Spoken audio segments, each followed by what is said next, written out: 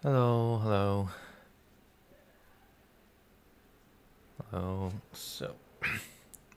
It's 11 p.m. in Japan time. I'd like to start the live stream for this week. I couldn't do the last week, so this will be um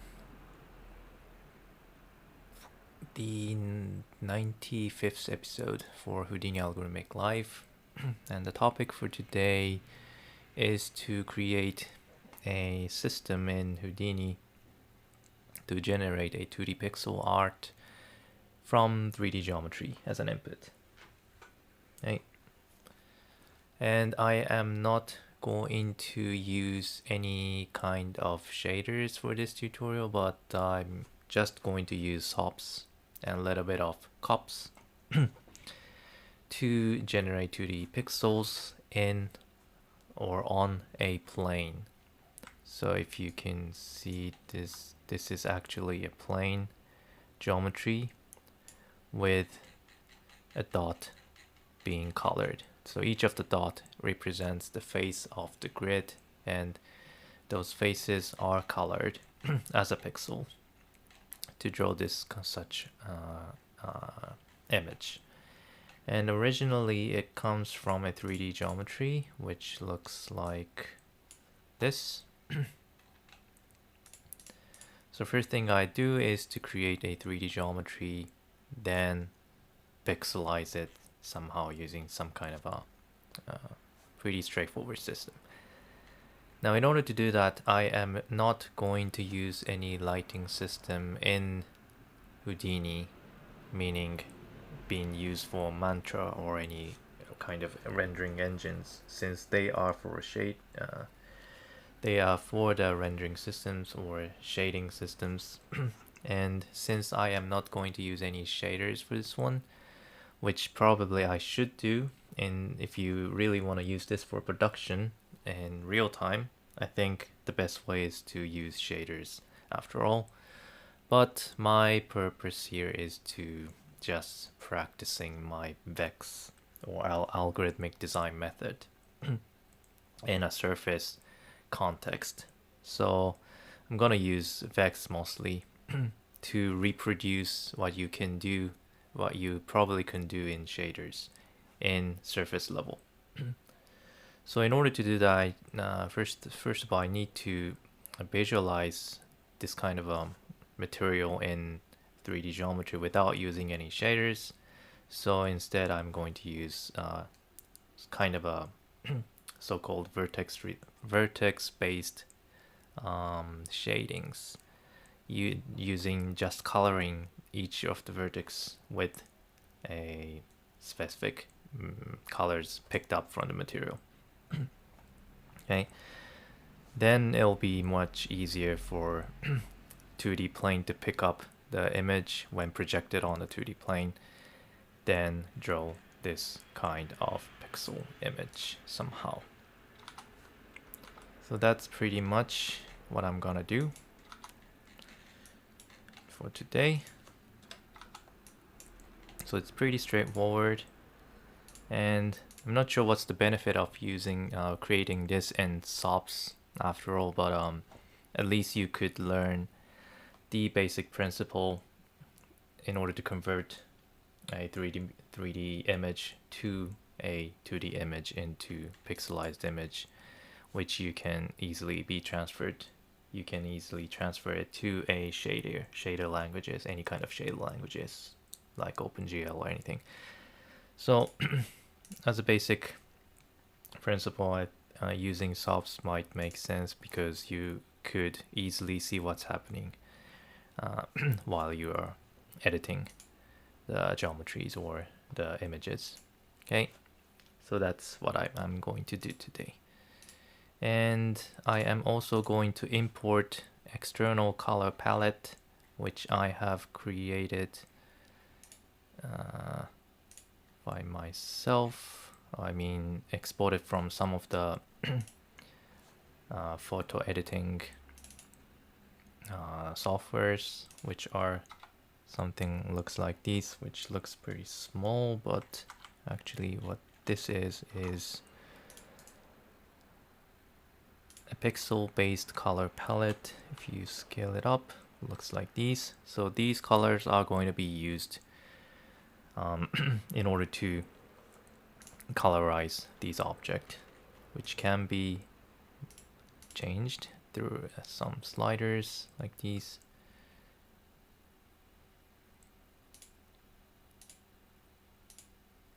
Like that. There's even a color palette for a Game Boy, which only had a green images or 4 types of greens.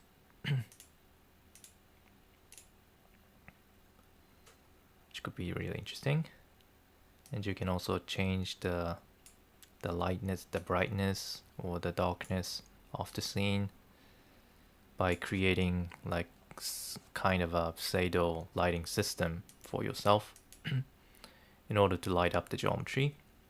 Which I'm only going to create the directional lighting here, which is enough for testing. If you're interested in this kind of system, then you can create more types of lightings afterwards. There's also a Fresnel for more brightness on the edges. And you could also change some border thickness. Like if you make it 0, there's no border on the the geometries. If you create some borders, you see some kind of edges on the outline, which you probably might see a lot in 2D related games. Okay, and the smoothness of the border, you can create kind of a gradient borders using the sliders. The margin is to crop the plane, overall plane, and so on. And you can, of course, you can also change the resolutions of the pixels. If you make it really small, you can have a really high image, high res image. If you make it really large, you can make it really low res, but still can see some kind of image. So that's what I'm gonna do today, creating this kind of a system to test out how you can convert a 3D geometry from to 2D image like this. Okay, well, I hope you find it interesting, and if you have any like comments or feedback or anything, please do. All right, so let's do this from scratch. Okay, first of all, let me save this to today's folder. So this is 95ths.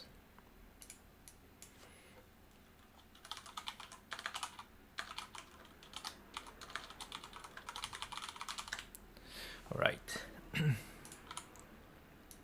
So first thing first, I am going to create a basic lighting system without using any of the existing lighting system in Houdini. Okay. So I'm gonna make it really simple. I'm just gonna create a simple directional light system to shade the geometry, the given geometry, right? Using small vector mathematics. Right. So let's test out with the simple geometries like sphere. Okay, let me delete this and recreate the geometry node. Hello everybody. Thanks for coming at this late notice.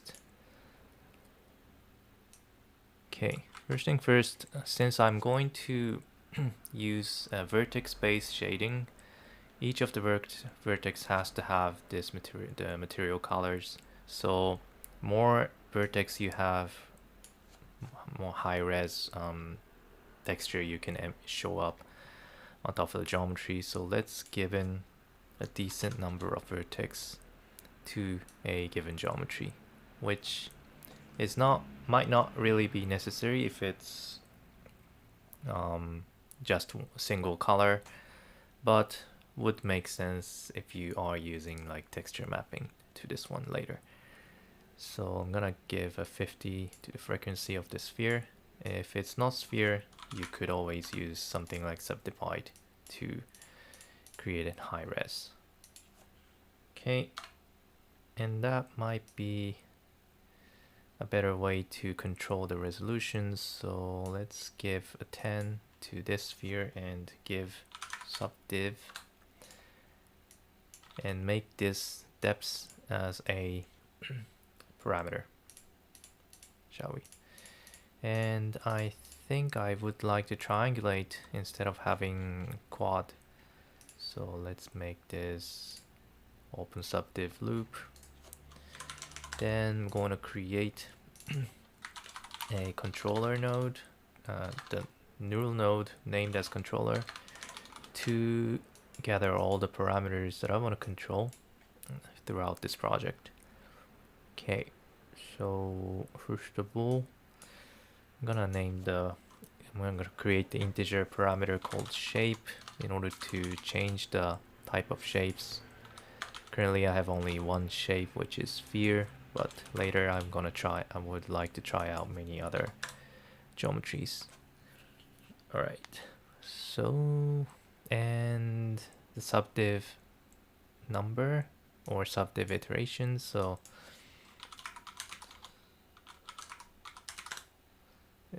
let's call this res. From 0 to 10 is fine, I think. Maybe 10 is too much. Let's keep it to 5.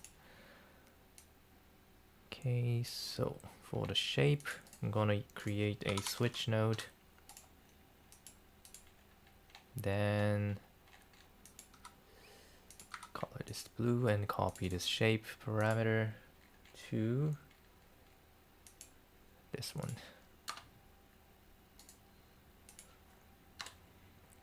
Okay, so that you can switch between different geometries. Then I'm going to copy this resolutions parameter to subdiv depths so that you can now control the resolution of the geometry. Wow, that was too much. Maybe 3 looks fine. Maybe too much. Keep it to 2 for now. Okay, now let's create some pseudo lighting system. Right now I am using a default light setup from Houdini, which is given by clicking this normal lightings, but instead I'm going to turn off that default lighting by clicking this one, disable lighting, so that you can see how it really looks when you have projected to the 2D plane. So currently it is all matte, but the things that you really want to do now is to light up this sphere somehow to be able to see some depths. So I am going to create some new node here, which I'm going to call as light, and I'm also going to create a, let's call this wait a minute. In order to control the in order to create the light, and I would like to create a directional light, so I'm going to use the control node to give a icon for the null node. So let's see which one seems to work. Circle, null. Well, null might be okay. Plane, null and circle, custom. Okay, I will go with this null here. And let's go inside. Okay, actually I just need like a single line to define the direction of the light, so let's make this custom. And how can I convert a line to this custom? I think I haven't. Oh wait, let's use axis. Okay, this should be okay. So I'm gonna use this axis to display this control, and I'm gonna call this directional light. Right? And what I'm gonna use is the direction of this axis going into forward direction, which in this case probably in X direction right now. Or I can just create it. Attribute create,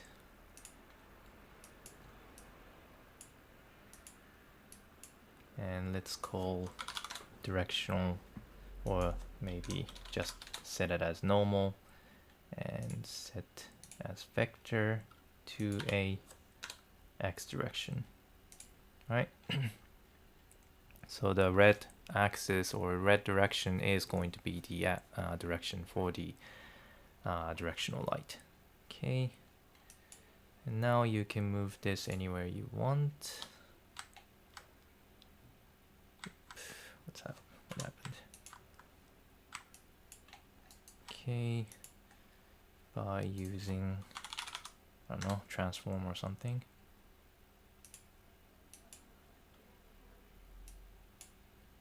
Also, you can manually rotate it.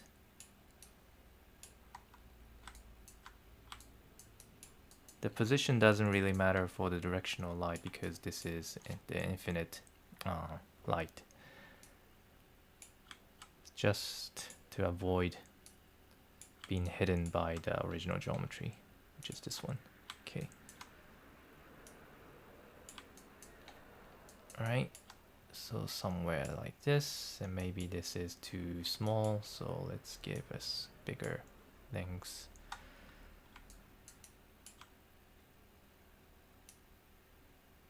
Okay, something like that. So the red direction is currently the directional light, and let's try to use this to light up or shade this bowl first of all. Okay, so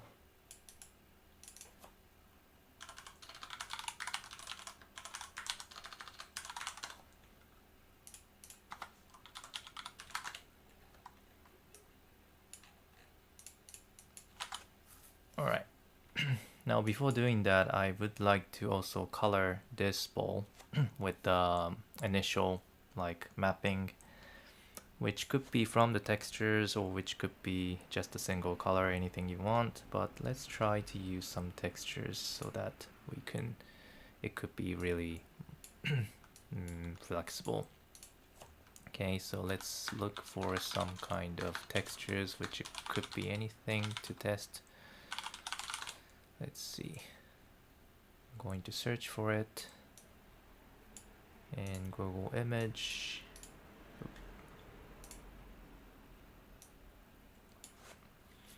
Which could be anything, so let's make this simple, like wood or something. Something like this, which could be good enough.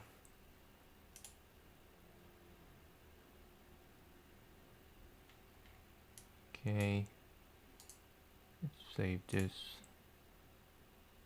and let's save this to a download, or let's save this to this place, which is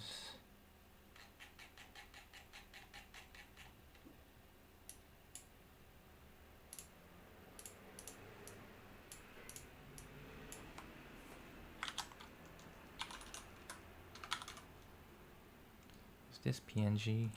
I'm not sure. WebP. Okay.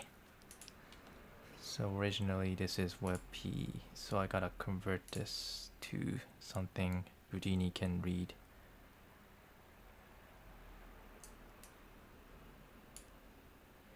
Alright, let me convert this back to PNG.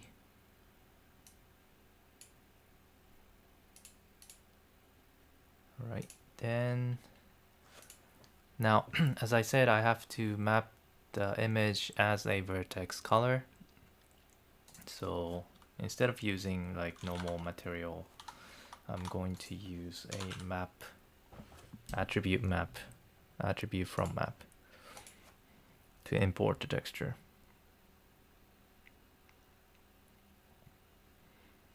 And let's load up this wood.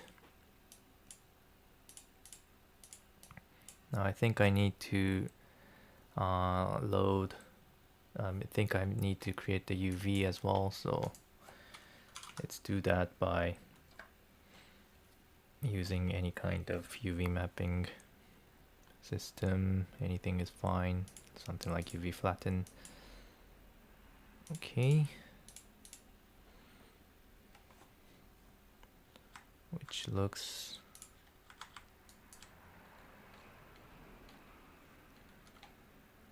how does it look like? UV quick shade. Okay, don't really see it. Something to do with this one. So instead of this one, I'm gonna use UV project to use a polar. Okay, that looks good. Okay, now using these UVs, you'll be able to import the vertex color like this. And I don't really want to show up the UV, so let's turn this off. Now it still is not that high res yet, as you can see. So if you want to make it more high res, it doesn't really matter because you're going to convert it into 2D pixel later. So a lot of the details is going to be thrown away. But this looks nice with the resolution of 4, which might be tons of vertices, but let's go with this. Okay, looks good, looks new, nice. Now, let's connect this to a directional light shadings to give a little bit of directional light shadings. So first of all, I would like to get the direction from the second input, which is this one.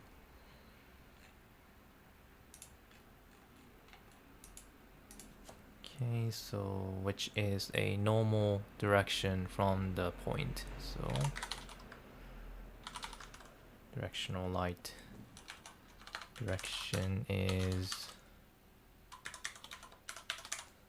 something like this. Okay.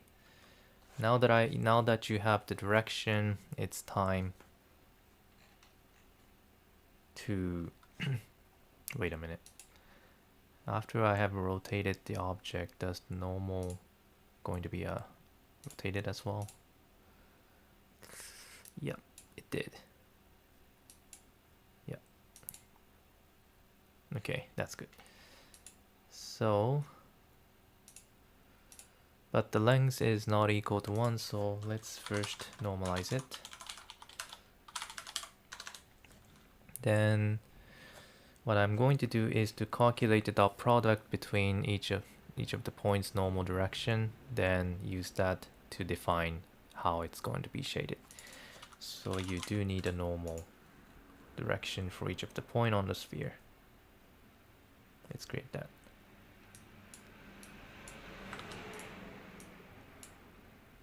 Right, so float.val is dot product between the current normal direction and the directional light. Now if it is negative, meaning so this is the directional light and this is the normal. So the normal direction between this one and this one gives you a negative value for a dot product which in this case should be the brightest position. Okay.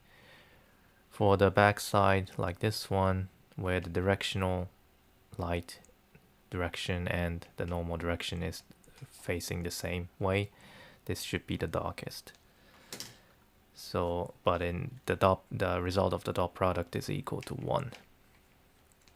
So keep that in mind. Let's create some remapping value. Shading value is equal to fit 1, which is for the dot product. And let's give it, so if it's -1, that will be brightest. So let's make it 1 to 1.0. If it's +1, then that will be the darkest. So let's make it 0. And let's try to use this value to create the shadings or create some gradations to this color map. The easiest way is to just multiply it to the current color, which in result you should be able to see some gradient value from bright to dark, and if you look at the direction, looks correct. Okay, now that is the easiest way to do, and what I would like to do now is to control the amount of brightness and the darkness, and probably also would like to control how it affects how the dot product will affect the brightness overall. So if you can change this to 3, the maximum brightness will be higher, which makes the face facing to the directional light brighter. And if you make the darker value something like -3, you see tons of places become really black, or just black, because it's going to be if you multiply value under 0 to the color, it'll always be black. So that's the things you would like to control. So let's give some parameters for these. Dark. But instead of doing this at this point, I'm gonna do it after I have mapped into 0 to 1, which you can call it as normalized. And let's remap this outside or next in the next line using fit 0, 1 for the shading, 2 between dark to bright.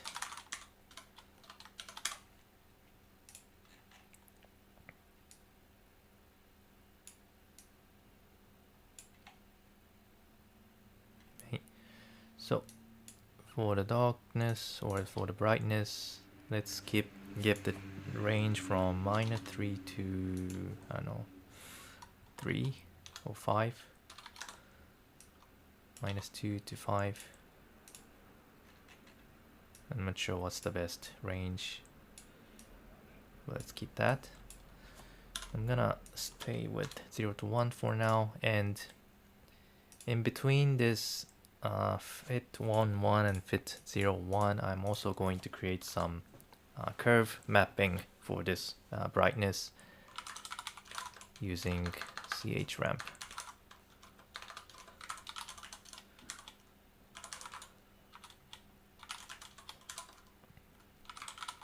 To control the control how much brightness you have or how much darkness you have, if it's not linear for the dot product. So if you do this, you have more darker areas. If you do this, you have pinpoint bright areas.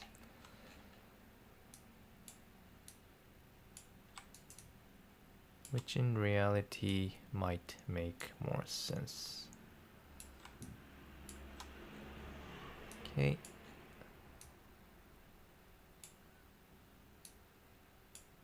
Something like that. Then you can tweak more brightness like this.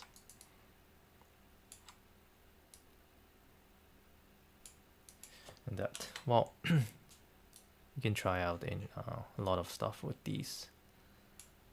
And just this is just one example in order to control or in order to create the Sado lighting systems without using any default shading system. All right, so let's go with this for now.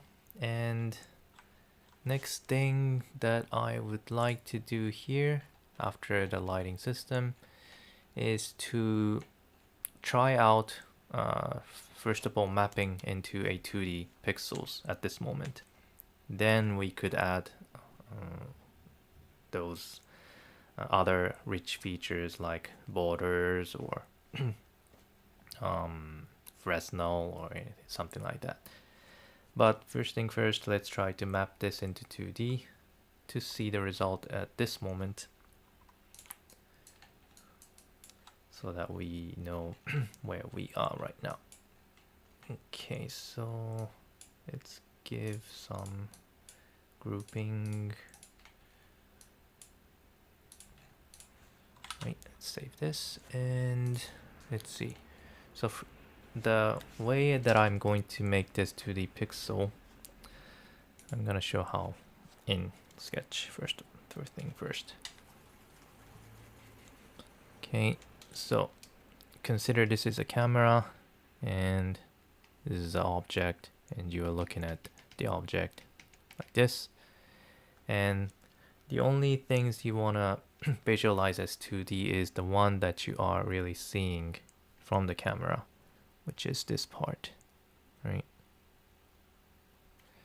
And what you want to do is to convert this part into a 2D from a 2D camera.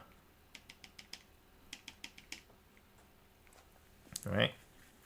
So what you need to do is to map this image into 2D, or you could say project this image into 2D using a projection matrix, so-called.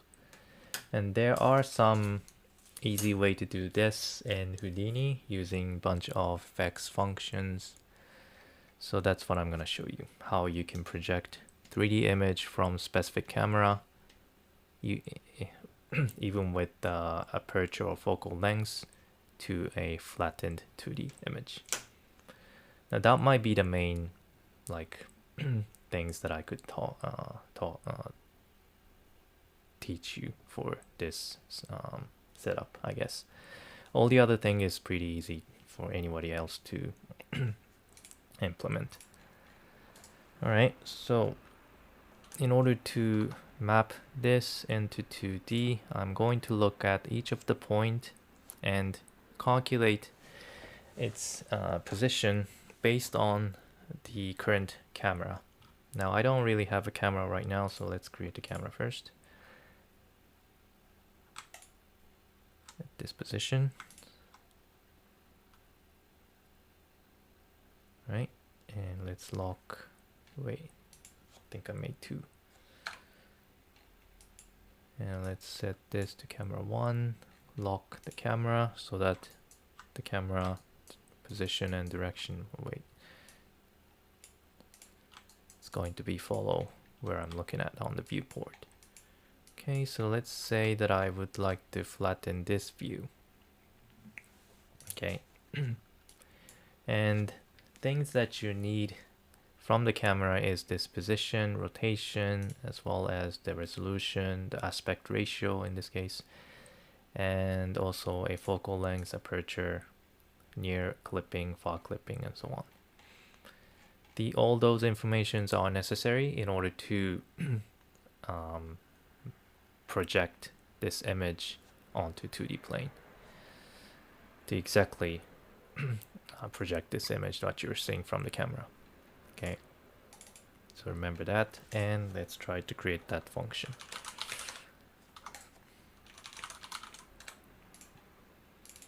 I'm gonna call this camera projection, and let's write this down. First thing first, I need to access the camera information, so let's give a parameter in order to define the camera path.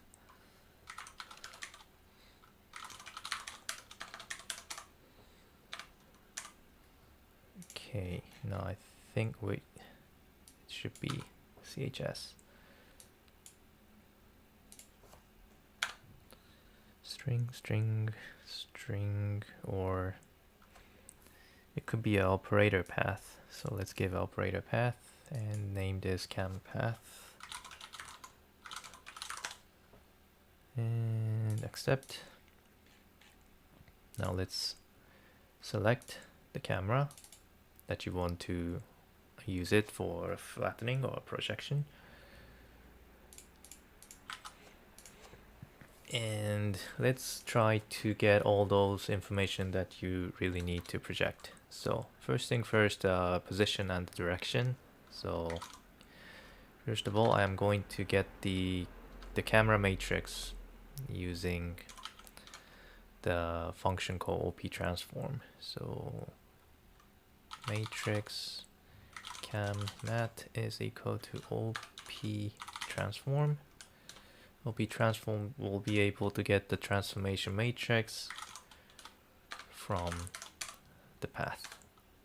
Okay, and from the matrix you could retrieve the position and the direction using a crack transform.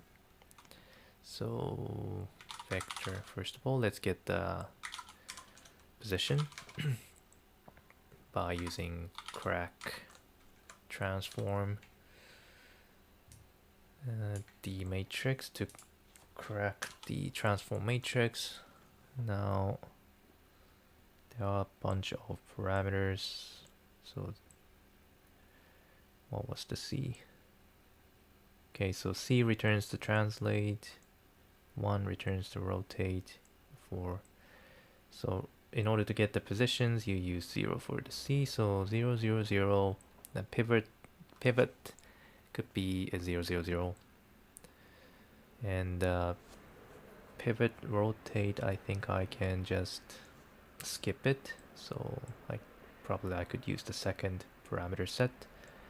So matrix X form is this one, cam mat. So 0, 0, 0, set 0, 0, 0, cam mat, which should give you the camera positions. Let's check.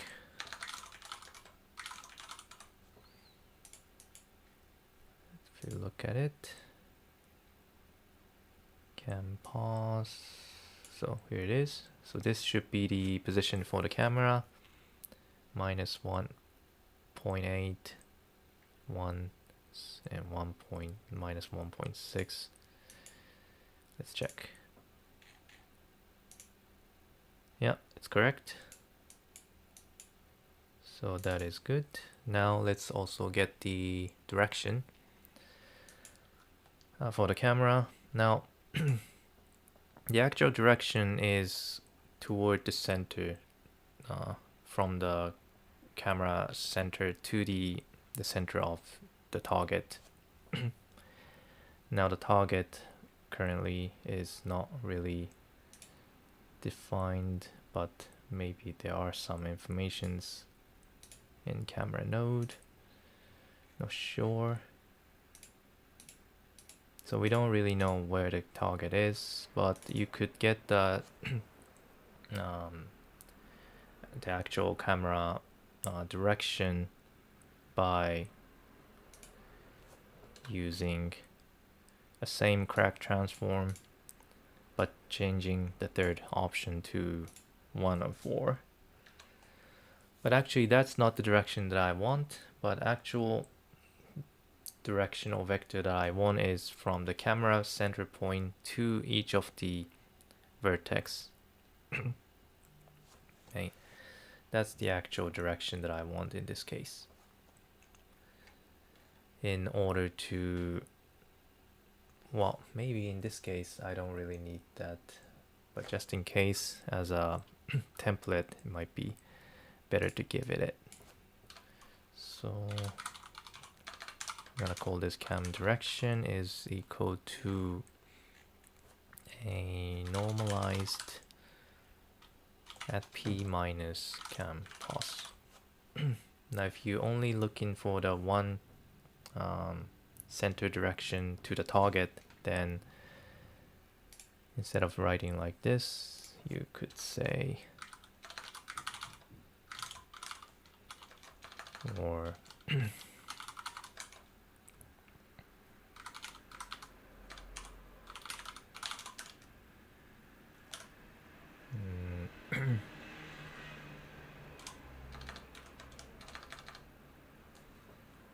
let me check.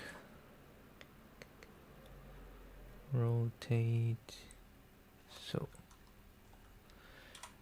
0, 0, 0, 0, 0, 1, set 0, 0, 0, which in this case just gives you a rotational vector, which might be in Euler. So first of all, let's check what the value looks like. And if it's just the Euler angles for x, y, and z axis, then we have to convert it into actual directional vector value.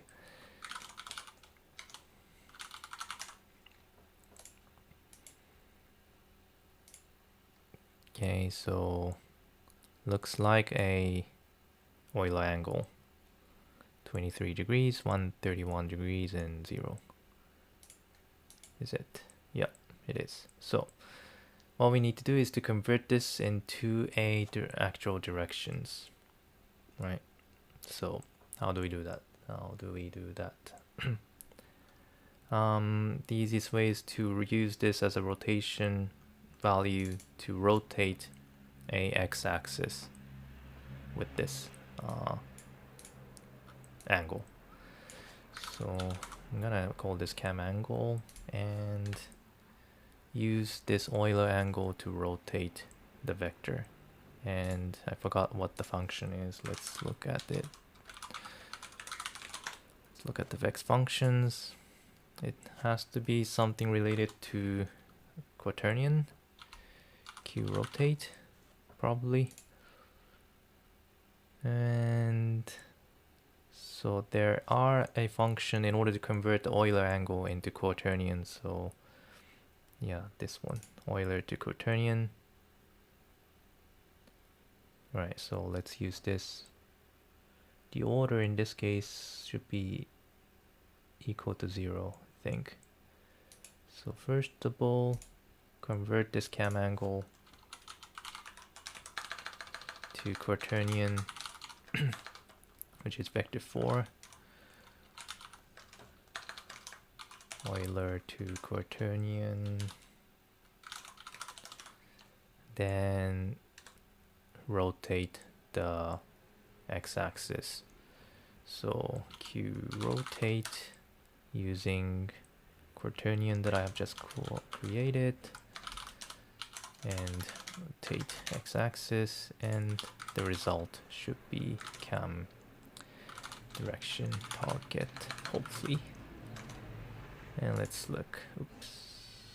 Euler to quaternion. I think I'm missing something, which is the angle order. And now the result looks like this. I'm not sure if this is correct. Let's check. Going to create a new point from the current point, the current camera point position, plus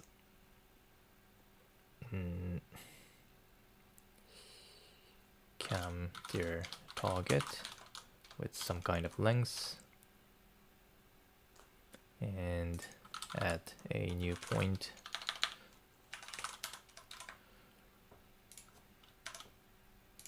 Also, let's add a camera position as well. Then create the line to check the direction.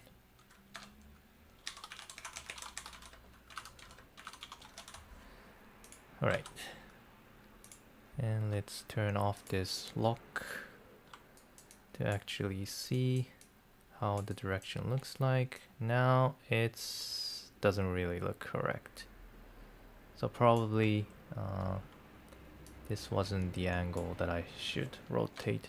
Probably Z. Nope. Y is it? No, actually not. Okay, so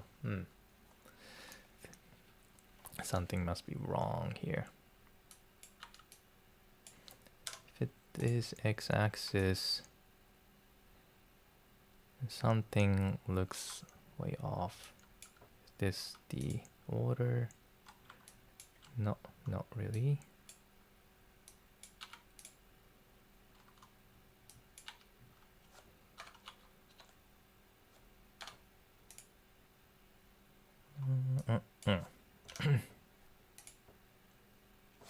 Okay, sorry for that. So wait, let me look at the camera, and if I set this to 0 0 0, so it is facing, wait a minute, negative, or it's facing negative Z. Okay, so I guess what I should have done is making this 0 0 minus 1. Okay, then let's go back to the camera, look at the sphere.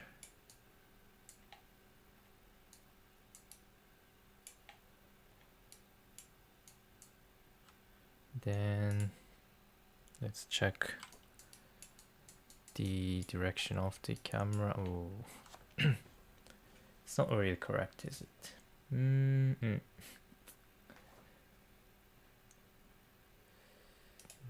really sure why that is. Let me check this again. So, which is not really important, but I want to make it clear. So the angle is the Euler angle for sure. Yeah. And Euler to quaternion, is this correct? Convert creates a 4D creates a vector for representing quaternion from vector representing Euler rotation x, y, z. Okay, here it is. The angle are in radians, but the one that I'm using is in degrees, so gotta convert this into radians. That's why. Okay, now it looks correct. All right, well, this is just the information that you can get from the camera, so it's not really important, but as a template it might be useful for later usage. All right, now what else? Now in order to project it onto a plane, you do need additional information from the camera, such as near, far, focal length, aperture, and the resolution of the camera in order to calculate the aspect ratio. Okay, so these are the information you need, and you can get that by accessing to the parameter channel from the camera node, which you can do that by using CHF and look at the camera path plus the name of the parameter. For the near, it's near. For the far, it's far, and so on. You can check that by going into the camera, open up the edit parameter interface, And these are the information you need: focal aperture, focal length, near, far, and so on. And this is the name that you want to refer to, right? So let's do that for all of these.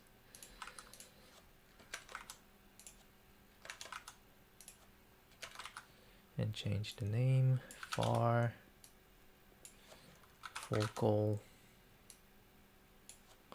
aperture, and resolution. Now for this one, this has to be vector parameter, so CHU.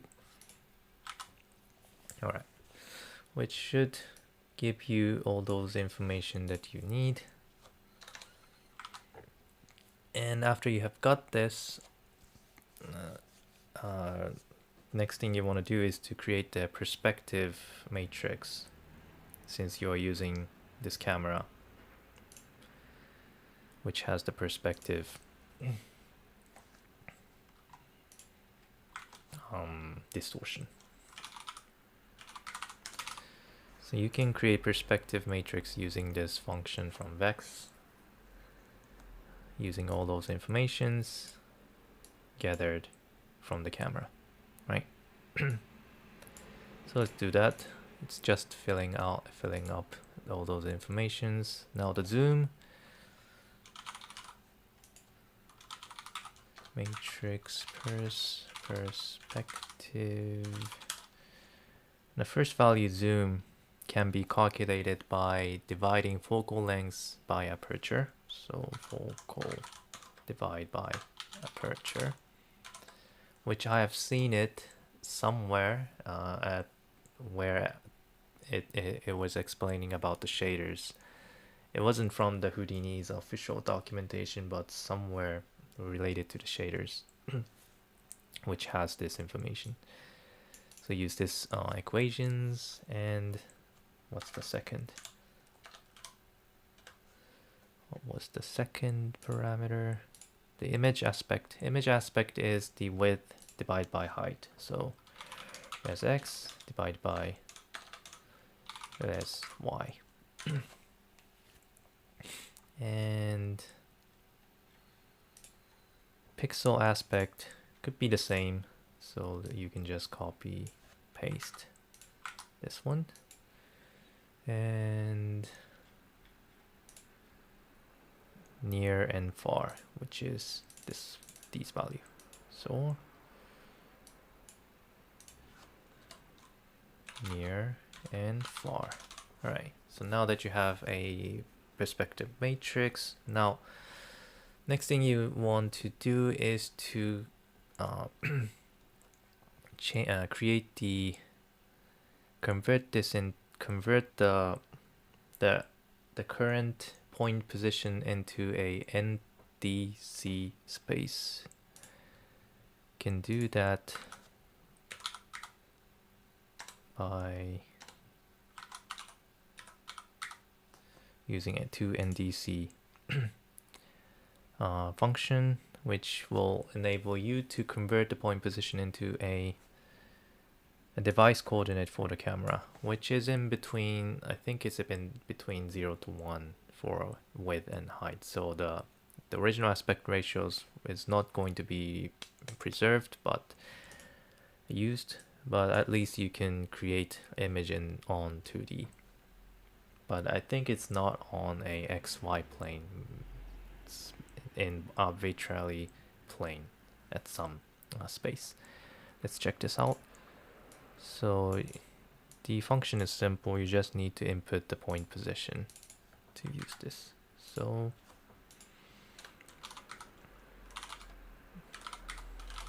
NDC pos is equal to NDC current point position. Now you also need the camera in order to specify what kind of camera you're using. So cam path for the first input. And let's try to visualize this NDC pos to see how it looks like. And as you can see, it it's not fully flattened. It does still keep some kind of three-dimensionality.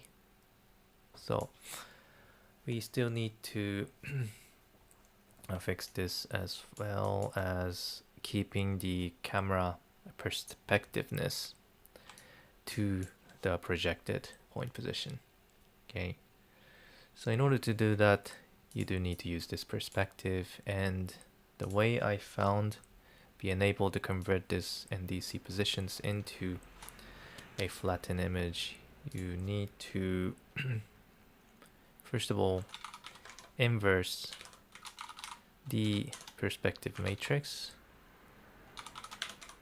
then multiply this matrix to the NDC position.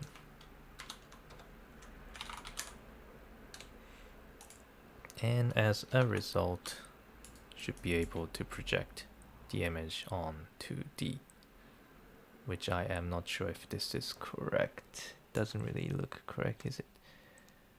Let me go back to the camera to look at the original 3 dimensions. So this is the image that I'm expecting, and this is the image that I've got, which is kind of distorted, so doesn't really look correct. Okay, I think what I did wrong is this pixel ratio. Pixel ratio is actually height divided by width, so it has to be res y divided by x. And now I should be able to see an image, which I am not sure, still not sure if this is correct.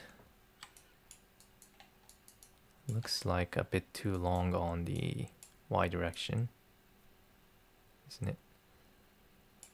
Let's check. Going back to the camera. So it is a sphere. It is a sphere, so maybe some kind of function is still wrong. Let's check.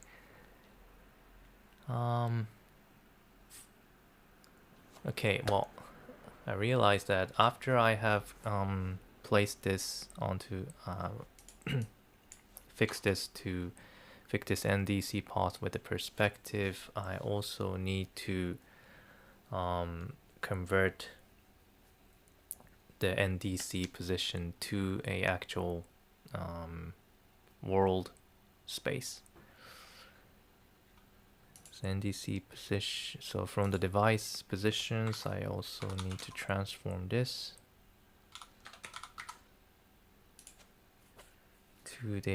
to a world coordinate, which you can choose from these options. So this is the one that you want to use. So from NDC, actual point position is from NDC using space world, converting the current device position. And let's check.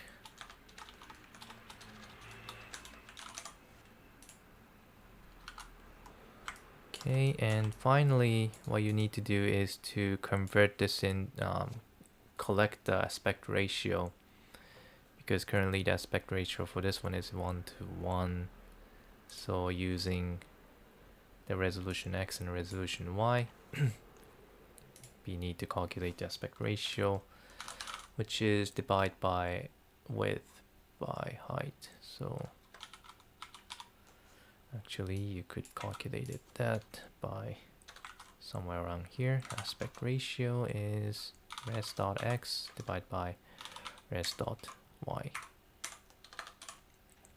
which can be used here and this here as well by dividing 1 by aspect ratio, and you could also multiply the final aspect ratio to the point position.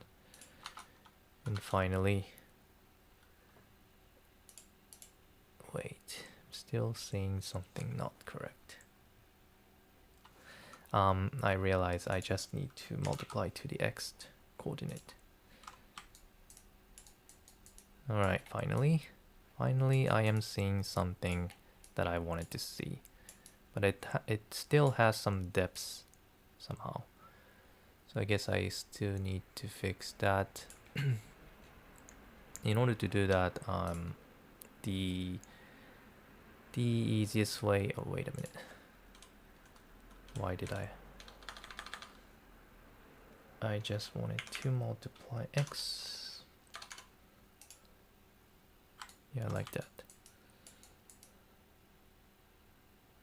Okay, and actually I don't really need a z axis informations for this one.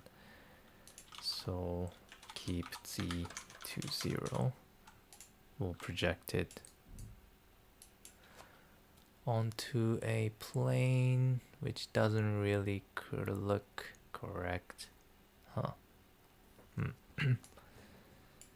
Okay, I think I'm still missing something. Let's see what. Well, wait a minute. Actually, I needed to multiply this one, the one that I have created, and then replace position with this position. Yeah, that's what I needed. And without 0,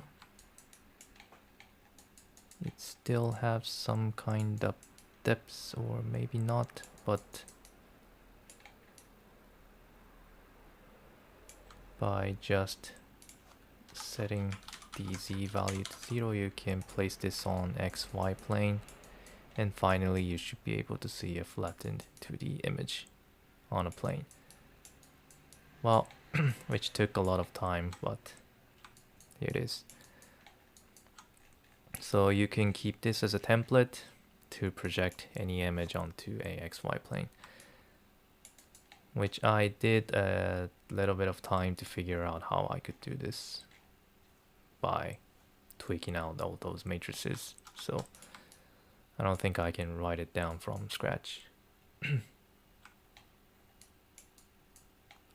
Okay, wait, pixel ratio should be equal to 1. Is it this one?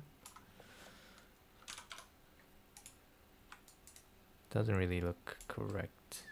Maybe with this one I don't really need to multiply aspect ratio. Yeah. Okay, so if this is equal to 1, then I don't really need this one. Thanks for that. Alright. So, next thing I would like to do, as you can see, if you look at the front side and the back side, there's 2 images, which is because I'm just flattening the 3D image as it is. So I only need the front side of the image in order to get the information. Now there are many ways to get the front side. One thing is to trim out by removing the front back side by calculating the dot product again, but that make a little bit of time if you want to make it as soon as, if you want to get effectiveness in terms of the code. I don't really want to delete any of the geometry informations, even for the backside. So instead of doing that, I'm going to try to fix or tweak the z value to have the original x or original z information or depth information to be given for the z value. Okay. Now the original depth value could be calculated by calculating the distance from the camera point position to each of the vertices. So this is the camera point position, and the distance can be calculated by from this camera position to the original point position. So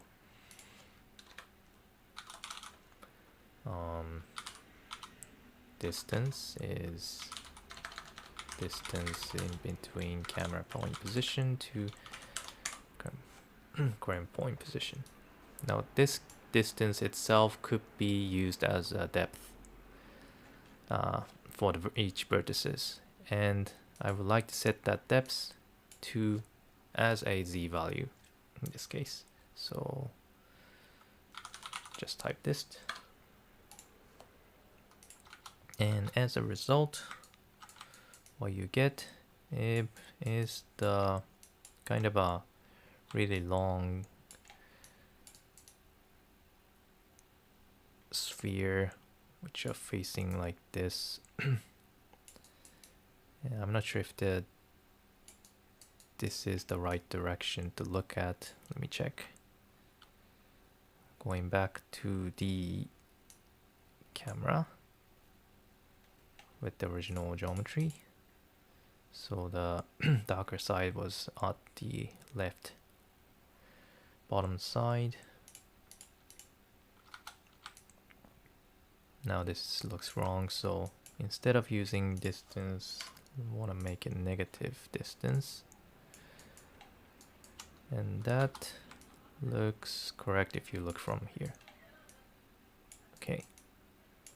So in this way, you have a three-dimensional informations, but the one that is close to this plane, XY plane, is the one you want to get. So you could either use something like intersection to retrieve the information by projecting the straight ray or the ray which goes to negative z direction from this plane to this sphere. And when it touches, when the ray touches or when the ray hits the object, then you'll be able to retrieve the color information from the sphere. Then that's the one you want to visualize as a 2D pixel. Okay, so that's, and since intersection function will get the most closest hit point, so the backside will be ignored in this way. Right, so that's the plan, but the problem is that intersect function is a bit too slow to calculate, especially if you have tons of pixels to calculate. It's not a nice idea, or it's not a good idea to actually get the information. So instead of using intersect, I would like to use a bit more cheap functions, such as like near points or xyz distance, with the function that can retrieve the nearest point information. Now, in order able to do that, it is still a good idea to make the z value to 0. In this case, it's much easier to use the near point or xyz distance, because the point to sample just has to be on top of this xy plane, right? But in those cases, you do still have a problem with this backside problem. So my plan is to give this distance information to somewhere that is not point position, but in something like this, and use that to filter out which point position you want to use when you use functions like near points. So let's say this is a 2D image and this is the pixel that you want to sample, and if you use the near points functions from this point position, if you have a front side image and a back side image, you get two informations, one from the front and one from the back, and you only want to use the front side. Now, in order to filter out which one you would be able to use, you can check the distance, and the larger distance in this case, because this is the negative value, the larger distance, which is close to 0, should be the one you want to use. in between these 2 points. Right? Not sure that if that makes sense, but that's my plan. Right? So that's my plan, and let's look at the information. You have the point, color, distance. Normal, it's not really necessary in this case. Now that I have this reference image in 2D, it's actually time to sample the color to actually build up the 2D pixel image or pixel art. So first thing first, you do need to have a grid which covers this image.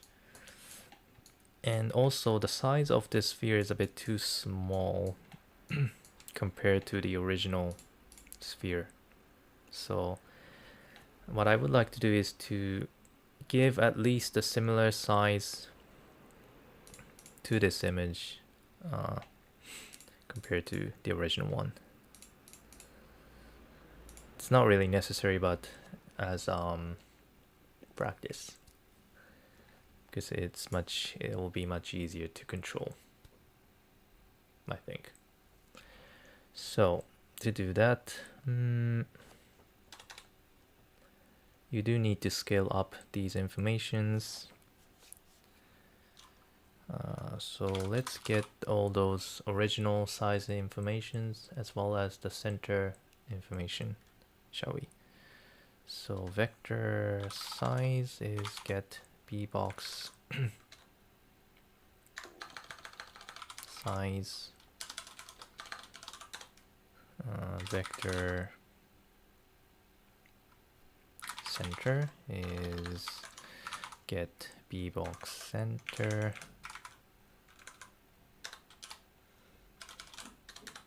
Right, I think those are the necessary stuff. And what I would like to do is to retrieve probably the maximum of x, y, or z component from this size, and then use the center to replace this current point position to the center of the object, which probably is somewhere around here for the sphere. So first thing first, let's move the point to the center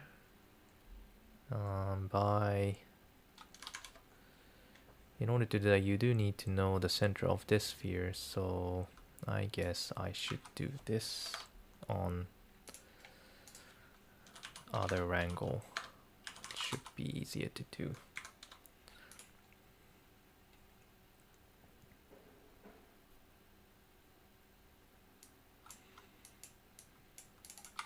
I'm gonna call this resize, getting the original information, original model information as well, and get the original size or the current size, as well as the target center and target size from the second input. Okay, and first of all, let's move the point position to the center by calculating the direction t center minus c center. Okay, moving to the original coordinate, but you still want to keep the z value to 0, right? And you also want to scale this up by using the xyz and the maximum of xyz component for the t size, and probably divided by c size as well, right? Yeah, so to do that, first I'm going to wait maximum tc t size x, t size y. This doesn't really look clean at all. divided by maximum of current size y, current size z, and gives me an error because I don't have a semicolon. Alright, and now the size of the projected plane is similar to the original one, and also that the center point. Okay, so that's good. Now it's time to actually project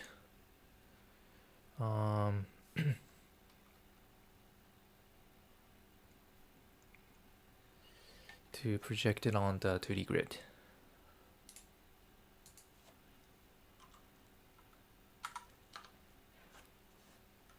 Okay, sorry for getting geo-tired.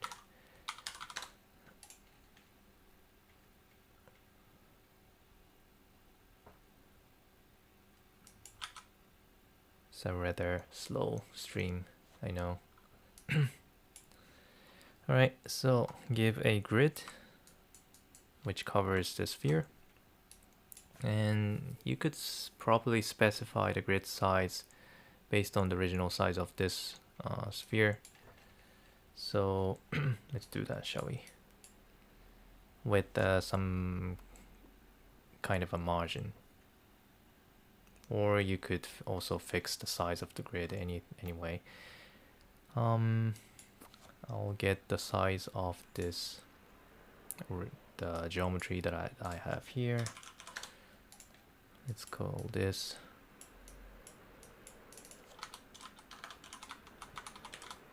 flattened. And then get those informations using bbox. And there is the expression to get the x size. So look at the flattened and get the x size. Right, which should cover the image. Let's do the same for a y size.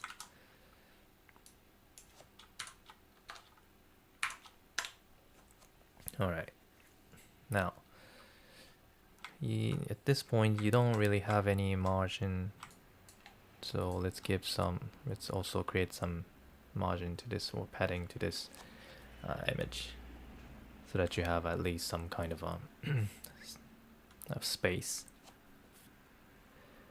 And in order to do that, I'm going to create some parameters for that in here, controller. So I'm gonna give the name as margin from 0 to 10. Copy this parameter and paste it to this here, adding to the size for x and y.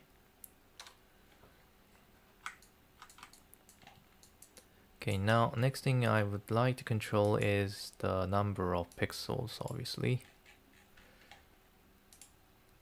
Since currently the number of pixels is not really enough to visualize the image. So you could either choose the number of rows and columns, or you could also, or instead you could use the size of each cells as a parameter. I'm gonna choose the cell size as a parameter, but you could also change the parameter to set rows and columns instead. Okay, so let's give a parameter called pixel size. So smaller the pixel size is, you have more resolutions. That's the plan. And let's give a value in between 0 to 1. Copy it. And you do need to do some calculations and mathematical calculations to this the number of pixels could be changed here. And columns are the x related values, so which should be related to the size as well. So you first copy the x size, paste it to the column, then divide it by the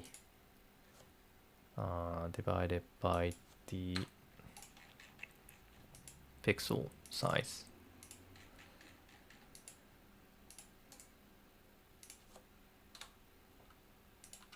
Okay, do the same for y.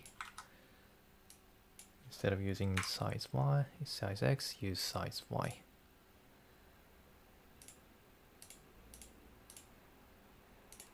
Alright, now if you change this value, you should be able to control the number of pixels like this.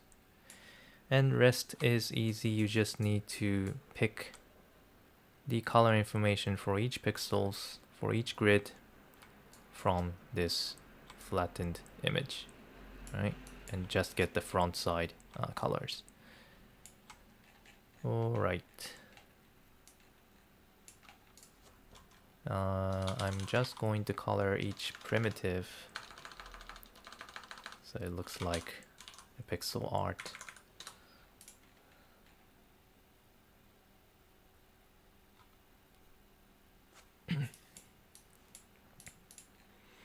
Let's change this to a smooth wire shaded and refer to the flattened image.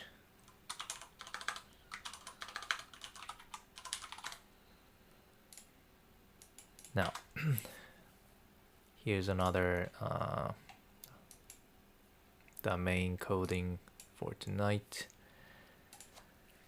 Now, as I said, I am going to use a new points.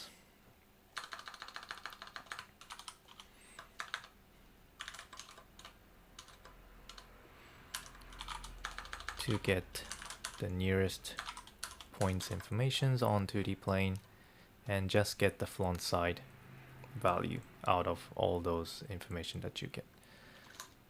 And of course from the second input. Now, what was the parameter? Near points, current point position, maximum distance. Alright. Okay, so the problem with the near points is that yeah, it still has some problem with this one. I think the searching distance has to be related to the value of pixels, so let me copy this value here, because if you have those pixels and you are always searching from the center of the faces, and what you want to search for, if this is the underlying image,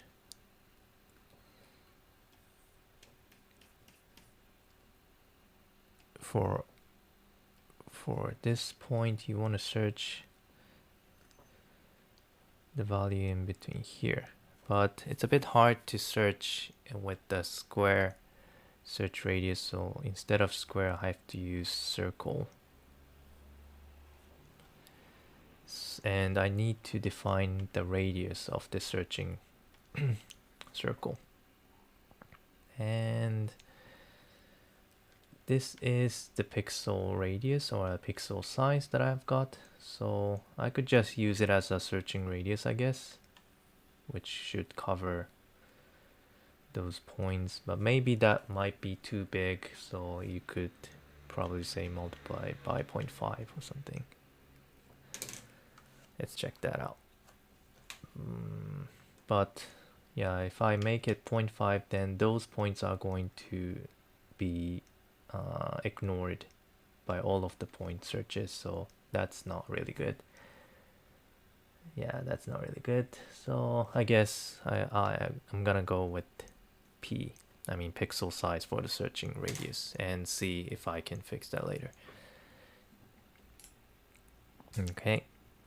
Let's copy this pixel size and go back to the pixelize.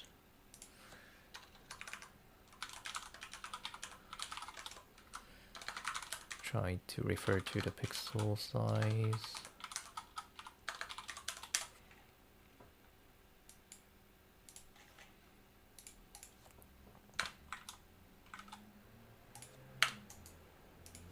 Like that. And gonna use this as a searching radius for the near points.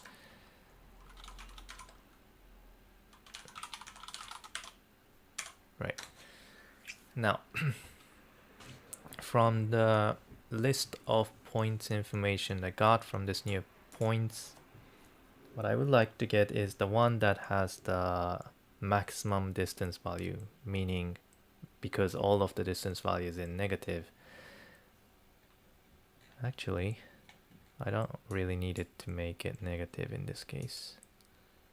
I can just make it positive, and I just need to look for the least distance value out of all the arrays that I got from this near points. So for each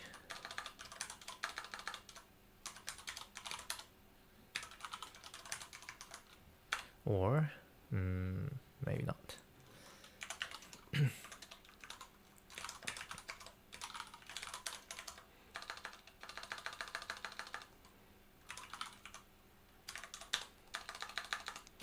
Search for the get the distance attributes from each of the points.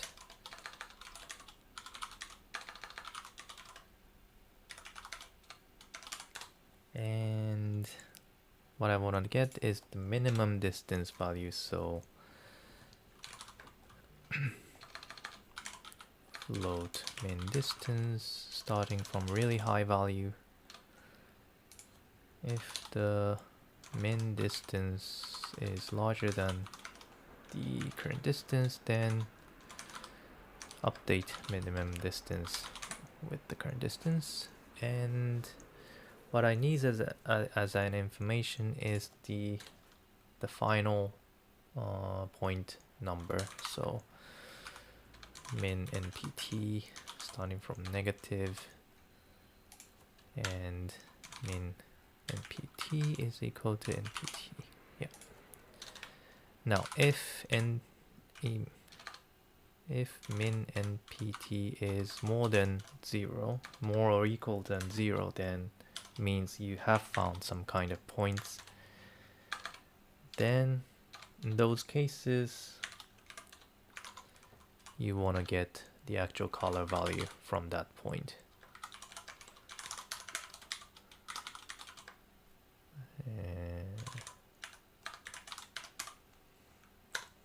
Then use it to visualize or update the color of the face of the pixel of the grid. Now it did create some black color, which is not really intended. I wanted to have some kind of a colored value, but nope, it did not give, because I needed to get from the second input. Yep, here we go. So seems like it's working. You are just directly getting the color information from the second input, and let's make the pixel size smaller. Maybe the maximum size of the pixel could be, well, 0.1. There we go. And the speed is fast enough, I guess. Alright, so looking good. It is being pixelized and projected to a grid with a decent speed. Alright, now so far it looks good, and let's also figure out what to do with the outer the one that didn't hit with these near points. So else, if the minimum npt is equal to -1, then probably I could set the color to white or black, like this. I guess it depends on the usage. Could be black, could be white, I'm gonna go with white. Right? Or if you want to make it custom, could be something like yellow or purple or anything anyway. Okay, so now that I have this pixelized color, the next thing I would like to do, since I am just directly mapping the color from the three-dimensional geometry, the color information is a bit too this has too much information in terms of the color, meaning there's too many variations for the color. So I want to limit this in order to make it looks more like a pixel art you see in which artist makes. In order to do that, the easiest way is to limit the number of colors you can use, and because of that, I am going to use the color palette. Originally made it for all the console devices like Nintendo NES system or Game Boy or something like that, and those are the color palette that I have exported from the photo editing application, which only has a pixel informations like this. Okay, straightforward. And I'm going to import those information to Houdini to use it as a color palette to map this color to the closest color information from the color palette. All right. So shall we do this? In order to import the image, I'm going to use the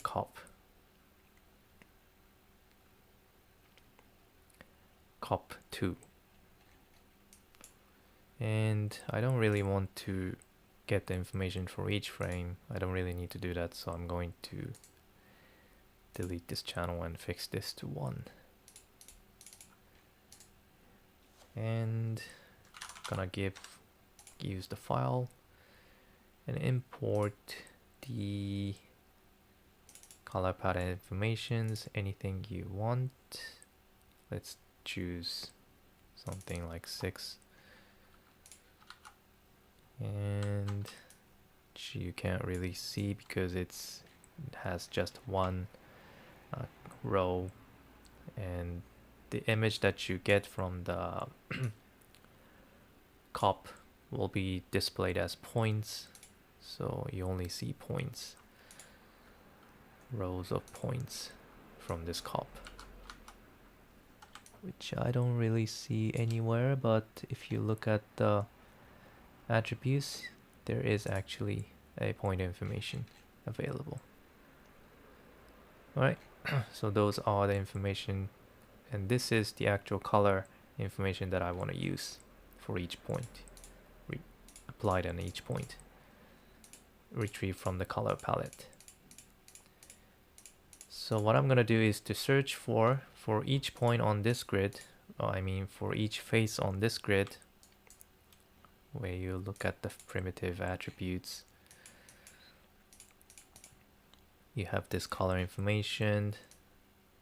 Search for the closest color value from the color palette from this cop2 net and replace this color to this color. That's what I'm gonna do. Okay, I have some comments. I have a question. How can we describe a plane in Vex? Clip function, for instance, consists of clip vector, but I can't find how to write vector for plane down. I think I've never used a function called clip. Is there one?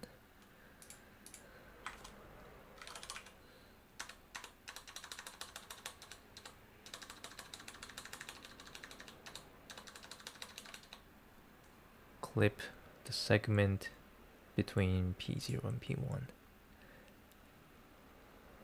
Clip the line segment again, 3D plane, specifically plane. Ah, didn't know about this. Clip the line segment to the boundary box.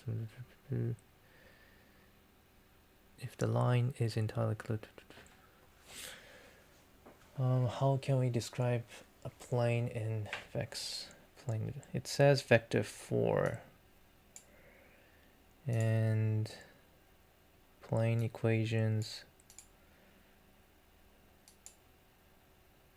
against arbitrary plane. Specify the plane equations. Plane xx, plane xy, y, plane zz. Huh. Not sure what that means. Although if you say vector 4, it is similar to a quaternion, so it might be set as a rotational information, right? So probably you could have a Euler angle and convert it into quaternion, then use it as a plane. Might make sense. Shall we try that? Clip the line plane.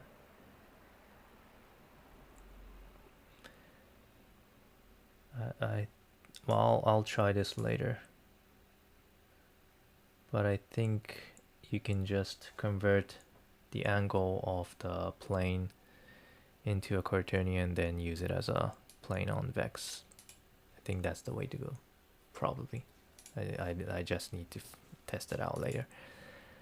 Alright, so in order to color the map, the color, I can either do it right here inside this pixelize, or in the other way, or in the other Vex. Maybe let's use it and let's try this in other Vex to simplify it.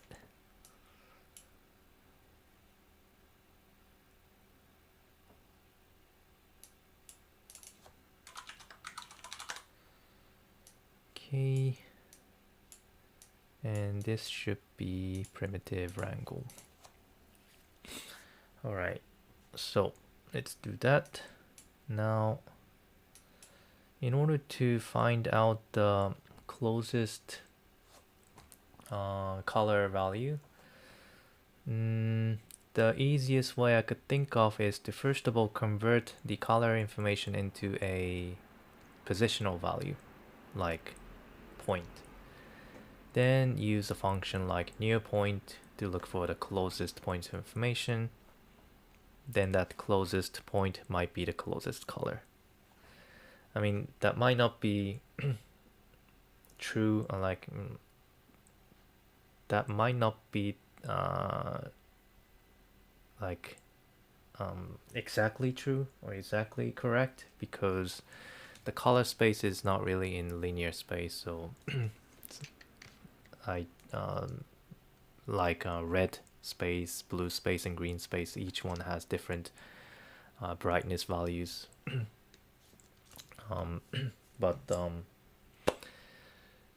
Anyway, the easiest way to figure out the closest color is just to try to convert the color information into the point position. Then it'll be straightforward to find out the closest one.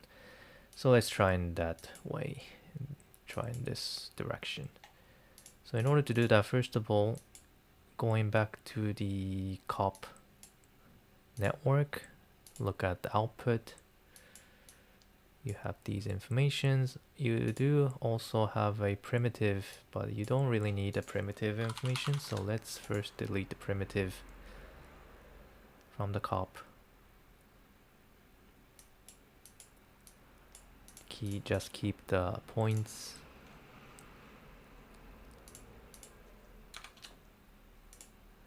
Okay, now you have a bunch of points with colors, and what you want to do is to change those point position dependent on the colors.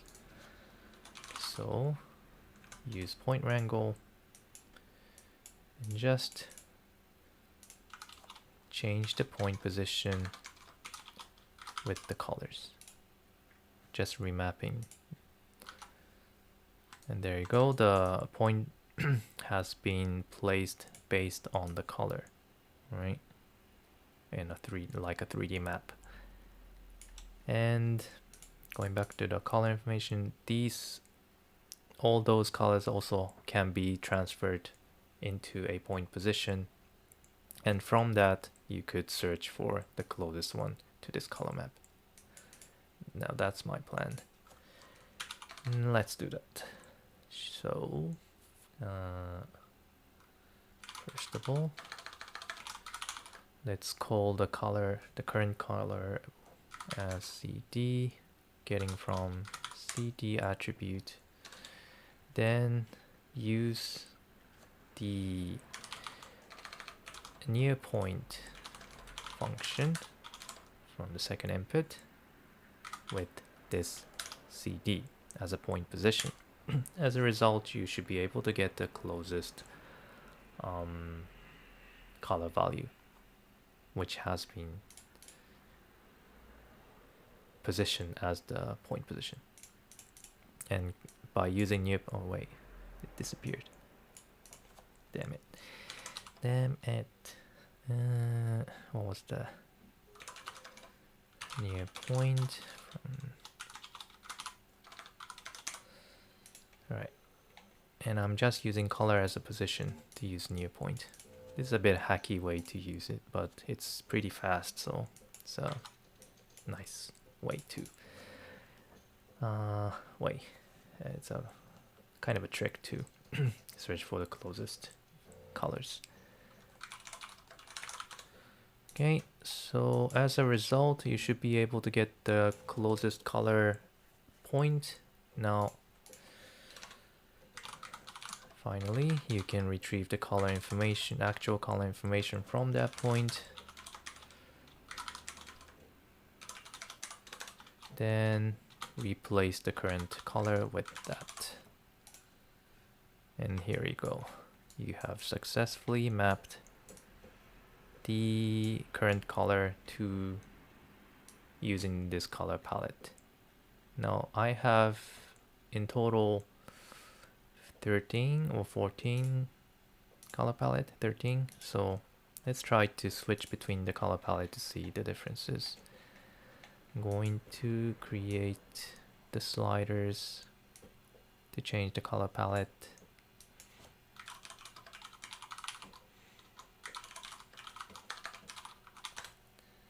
Between 1 to 13.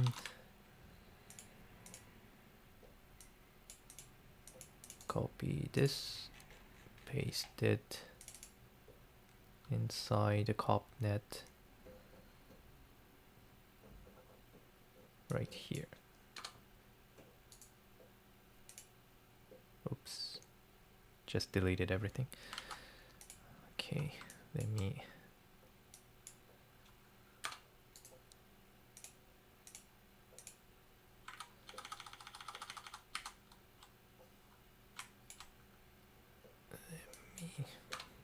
paste that references here and copy this to this.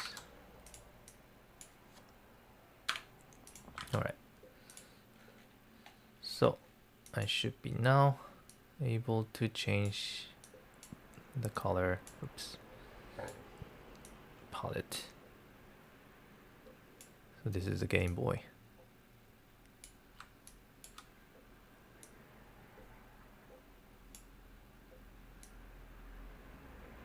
Such that. Okay. I think it looks more like a pixel art rather than using the original colors. Because the number of the colors is limited, it looks more like art from the games. Right. Okay, think I like it. Overall, looking good. Now, let's organize this a little bit. Pixelize. Color mapping.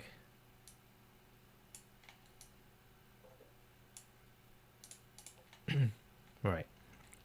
Now, what's left is all those visualized what's left that I want to do now is to give a little bit of quality to this pixel image. Right now the border, I don't really see the border, but if you look at the actual pixel image from the artist, you see a lot of artists does give a border or silhouette outline to the image, so that I want to do the same thing to this one. And that's what I want to do next. Now, in order to do that, one way you could do is to do right here where you are projecting the image to a plane. So the the rule here is that you want to make the border where you have where it is in between the border of the image and the empty space, and give the distance or thickness of the border, and that way you could create a something like black line to these image. But the problem is if you have multiple geometries like covering up in 3D, such that let me give us situations to that. So let me go back to the 3D image. I'll give a name here.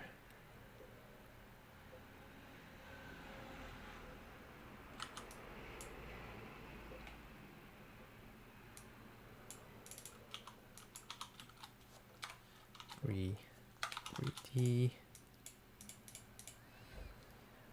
Okay, so let's say if you have two spheres,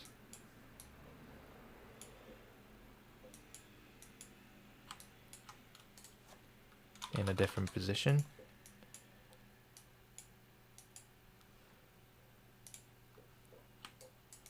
and I want to move this a bit off.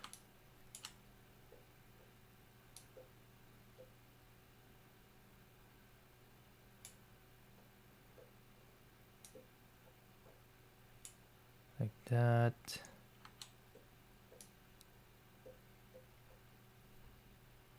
Okay, the mapping looks a bit weird. Maybe I shouldn't do this here, but I'm gonna try to do that after I have created the UV. Maybe the UV can be created right here. And use a transform node to move and merge it with the original one.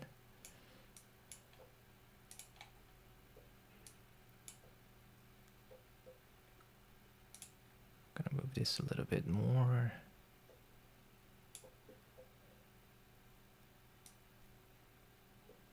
Okay, something like that. And from the camera view, what I would like to create is the situations where both of the geometries are covering up to each other. So something like this. Okay.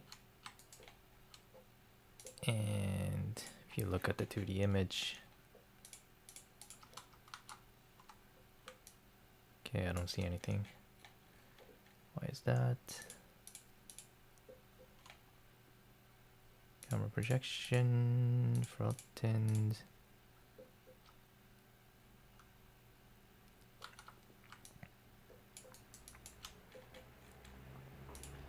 Oh wait, the position of the grid is wrong. How come?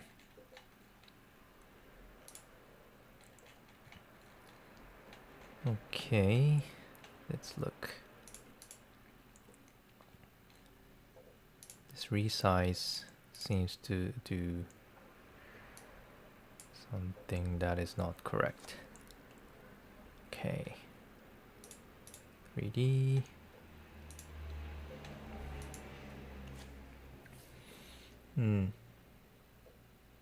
So this looks wrong.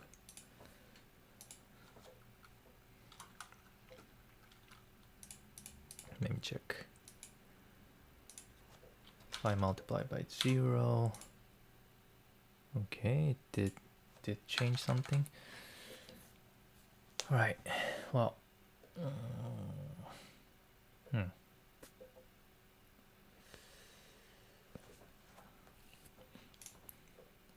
First of all, if I say minus C center, it should goes to the 0, 0, 0. Yeah, that is correct. Okay, now, and if I add the T center, it should go to the this center point position, but it is not. Why is that? Okay.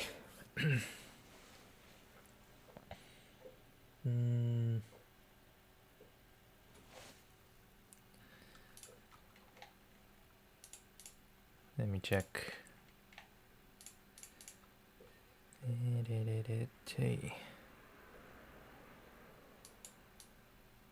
Or I'm just gonna place this on a center. Maybe that's fine, but I don't get why this didn't work. Let me check.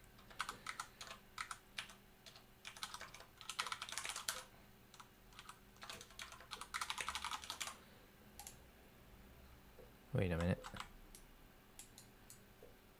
This here looks correct in terms of the point position. Oh well. Then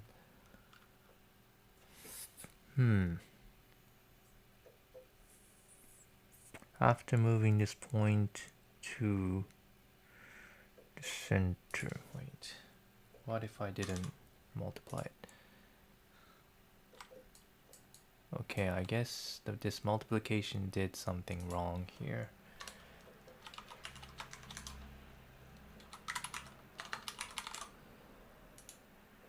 Yeah, looks correct. Then after I have multiplied, it went really far. Yeah, I get it. I get it.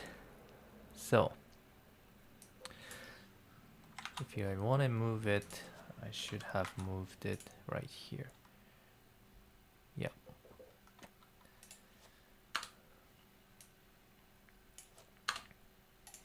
Okay, makes sense. And I should reset the z value to 0 right here. Okay, and this still doesn't being covered by the grid. I also need to change the grid center point by using the center point of this flattened value. So B box flattened, oops, flattened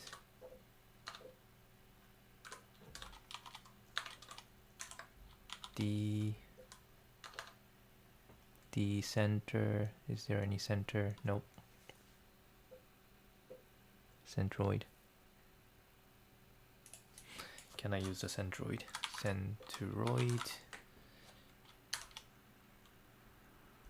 Yeah. Flattened. Wait.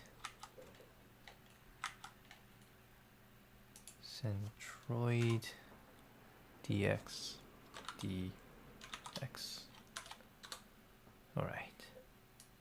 And centroid dy. Z is okay with 0.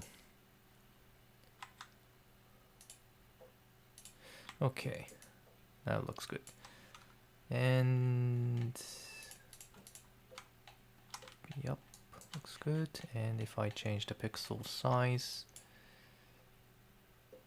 something bigger. Yep. Now if I want to create the border, if I want to do that right here in the pixelized functions, what I can only do is to create a border right here on the empty space,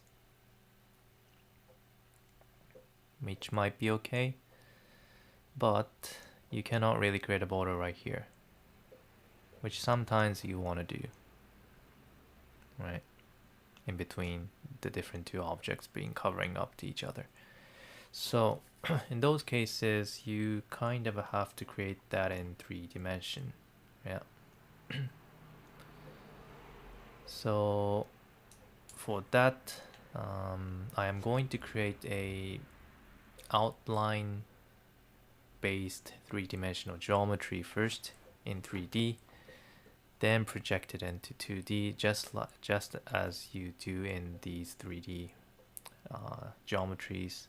Then use the same color mapping to map that outline geometry. And the outline geometry has to be always behind the object to look like an outline of the object.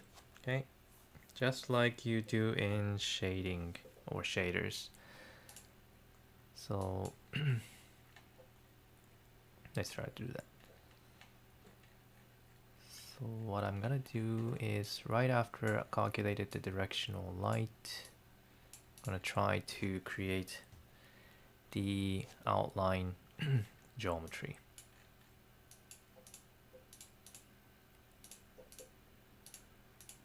Okay. First of all, you do need to define the thickness of the outline. So in order to do that, first of all, I'm going to offset the whole geometry to the normal direction by some kind of offset value. The method I'm doing here is based from the idea from the shaders, so actual shaders, in order to create the outline in the rendering scene. So the basic idea can be transferred back to the shaders as well. So in order to offset the point, you just need to move the point to the normal direction by some kind of offset value. Just like that. This will be used as an outline. And let's give that parameter to be controlled. Border thickness.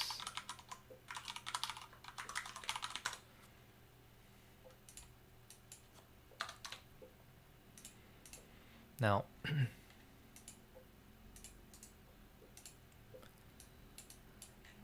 the color of the border could be any value, but I'm gonna fix it to black for now. So let's change the color of this ball,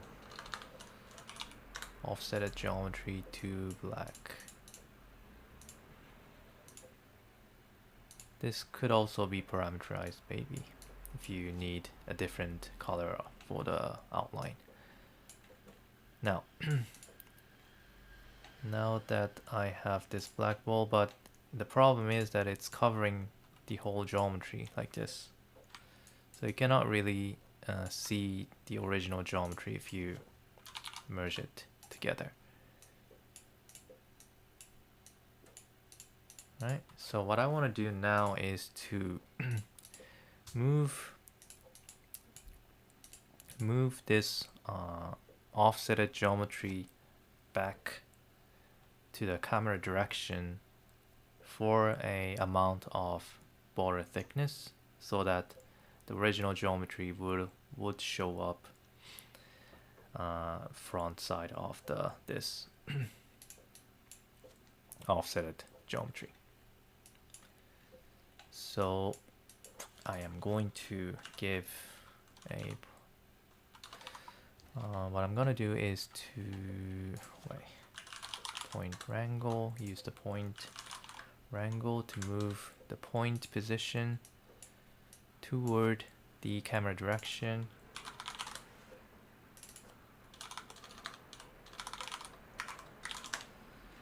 So that means you do need a camera informations again. So let's copy some of the information from this camera projection. At least what I need is this camera path and camera matrix, camera positions, these informations. Everything else is not really necessary, so let's copy these and paste it right here. All right. Then refer to the camera, changing this to operation path.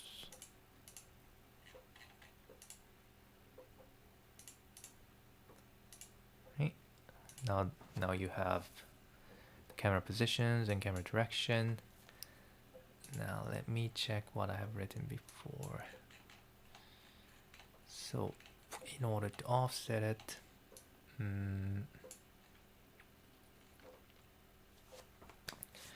what I would do, it's pretty easy, I think.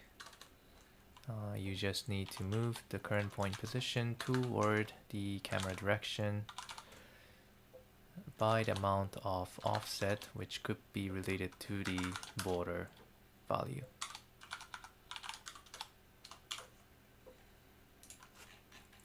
If I do it manually, okay, it's not.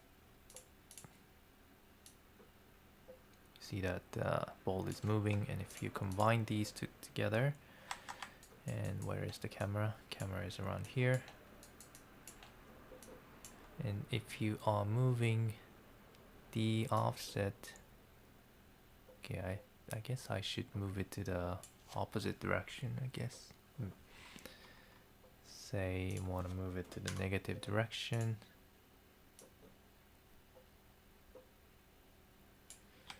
You see, if you look at the camera positions, this doesn't really look correct, is it? Am I really getting the camera positions? Nope. Yeah.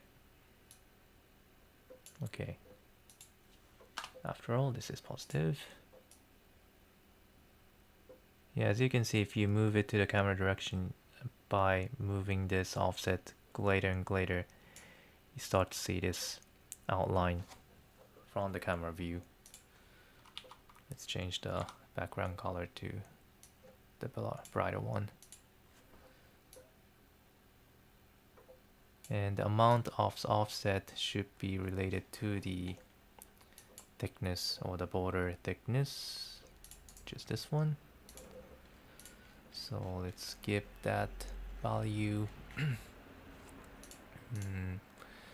Multiply by some linear value. So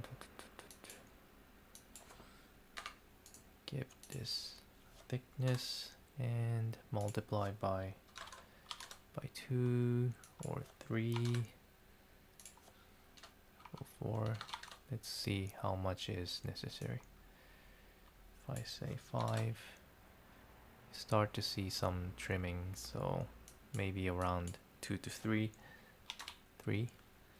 And if you look at 3 dimension, it actually looks like this. It looks funny, but in 2D image, it looks like this. So you still have a border. If you make it 2, it's covering the front side a little bit, so might not be a good idea. So let's multiply by 3 for now. Okay, and if the border thickness is equal to 0, which is this one, looks like this, the whole black is covering, so that's not really ideal. So in those cases, you do need to have a little bit of offset, like that. Okay, that looks good. And we are set with borders, I think. Looks funny. Now, let's go back to the 2D image and let's see the result.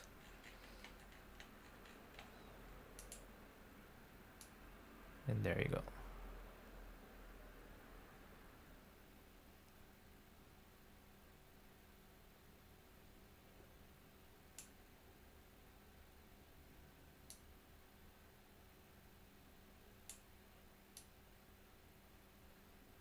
No, it's not really pixel perfect, but at least it gives you some idea about the border.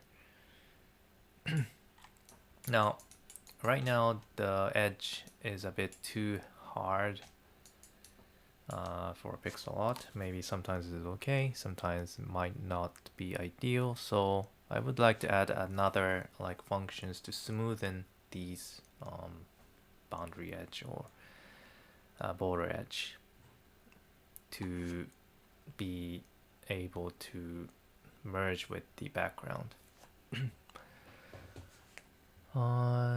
There's a comment. There are artists who make portraits with this dice. Could something similar be done in Houdini?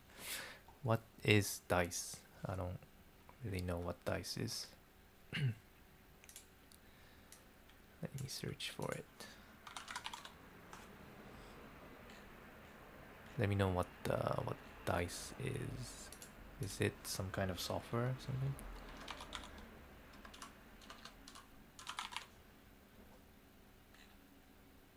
Not really sure. Oh. Hopefully you get back. And so in order to smoothen out the border, I am going to do that somewhere right here, somewhere around here. Okay. So, and in order to do that, I need to look for some rules here. I might not want to smoothen out the border on the inner side, but I just want to smoothen out the border on the outer side of the geometry, making these edges a bit more merged with the background. Maybe also with these edges, which is where you have the other geometry on the back side. So to do that, you do need to have those information. If you have to, first of all, you do need to get those pixels informations where it is whether it is next to a empty pixels or next to the other geometry. Right. So first of all, if it's on the empty, if the pixels neighbor is empty or not, you could use the information like this one. If the minimum PT is not or less than 0, meaning negative, then that means those pixels are empty. So let's give those pixels the empty information. Set frame group empty, like that, right? And it might also be useful to have information whether the pixels is at the border or at the geometry. So in order to do that, we need to go back to where we have the original geometry and the border geometry. So give 2 different groups to these geometry first. First of all, the front one, I'm gonna name this front, and the outline to be back.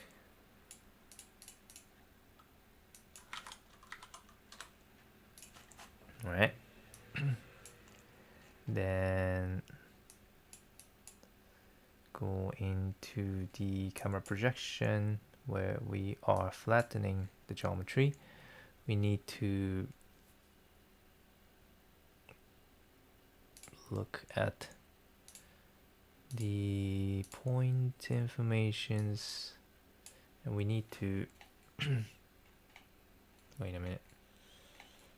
Actually, this is just the primitive. Yeah. Okay, so far at this point we do have those information back and front, and we also need to know that if this is belongs to the different geometry or not. So in order to do that, I would use a connectivity node to look if the face is connected to a certain class or not. And I want to do this for a primitive. Right. Now if you look at the class, you have 0 and 1, so you have two geometries. Two isolated geometries. Okay. And what I want to do is to transfer these class and back and front group information to this grid using this pixelized information, pixelized functions. So let's do that, shall we? So if you have found out the hit, what you can get is three different information. One is class from the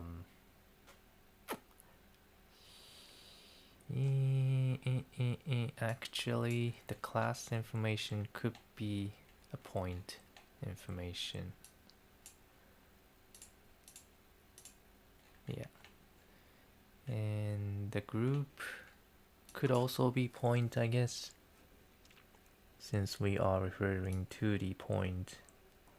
Yeah, so instead of you creating the primitive group, I'm gonna create the point group. All right, that makes sense. Now I can get the class and front information in point group 0.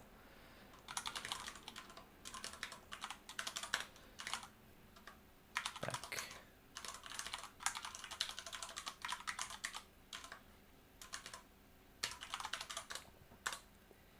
And let's give those attributes, shall we? So class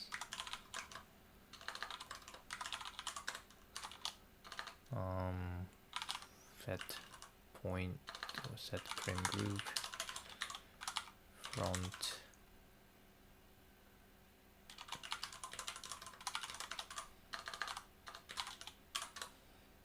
set prim group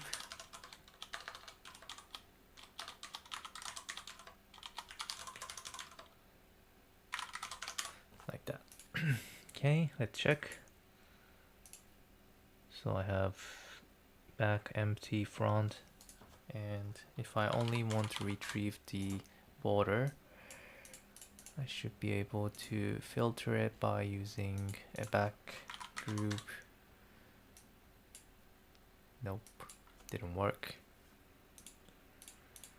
Didn't really work. Let's see why. Okay, I don't seem to have any back or front. So I think I'm doing something wrong here, and that is because I didn't refer to the second input. Okay, there you go. So now I be able to pick up the back side or the front side or the empty, right? So those are the necessary informations, and you could also pick the geometry information by saying class is equal to 0, class is equal to 1, so on. Maybe if it's if it is empty, I might want to make the class to be -1. Alright, so I think everything is set to do some post processing to those pixels. Again, just like you do in shaders. Right. So after, maybe before mapping the color, I could do some post processing for the border. Primitive wrangle. How do I name this? Border smooth. And I'm only going to look at the back group. And now the rule here is to pick the pixels which is touching to the empty pixels or to the other geometry. So first of all, I'm going to get the poly neighbors, the neighbor primitives using poly neighbors.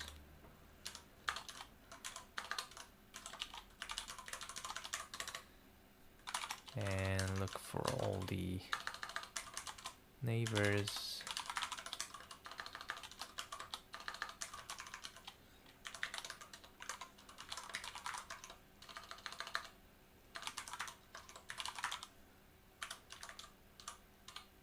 Alright, and then I want to check if it is in empty or the other object. So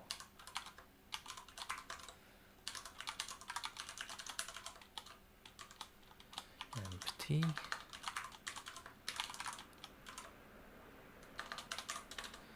Or the class.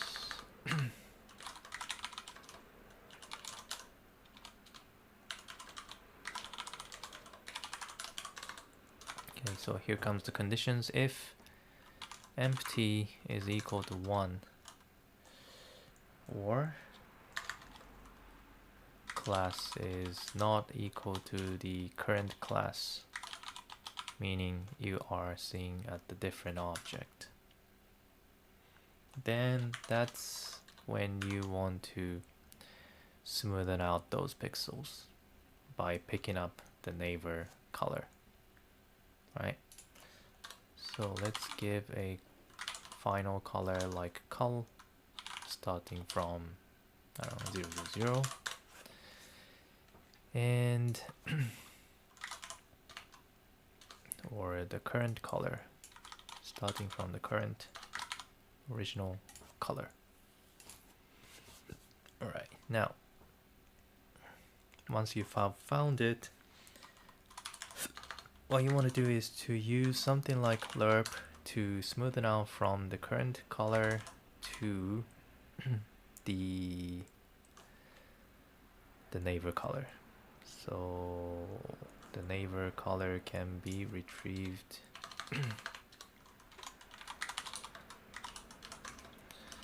by accessing to the CD at neighbor.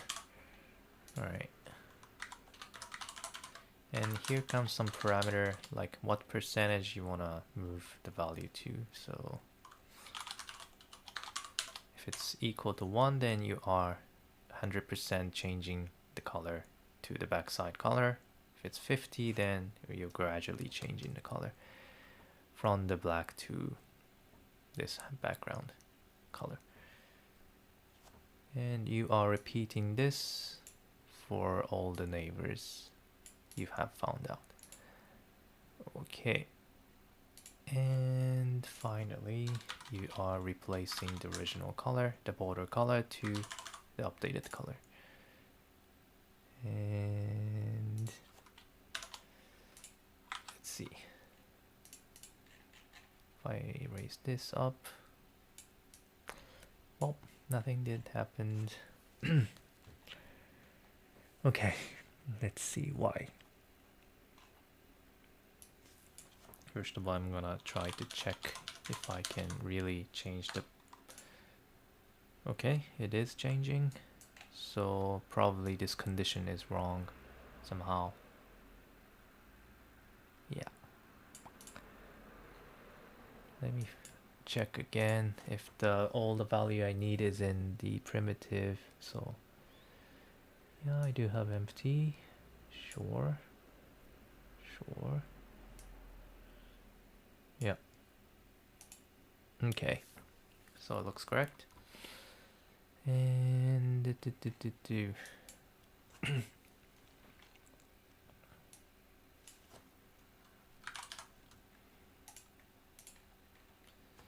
so polyneighbors primnum. Wait a minute. Is this correct? Polyneighbors. Yeah, it is correct. So that should be. Oh, wait a minute. But there might be a chance that this is wrong. Let's count up how many neighbors that I have for each faces. Okay, 0. So that's obviously wrong. So in order to, probably I needed to use fuse for this grid in order to fuse those faces together to be able to use the polyneighbors. Now how's this? Still not. Still not. How's this here? No.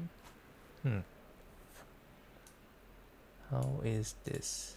Wait a minute. There are some faces, but just these. Why is that?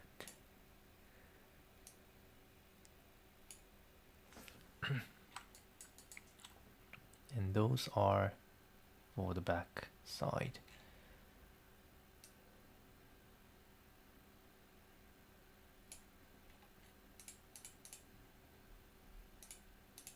This is funny.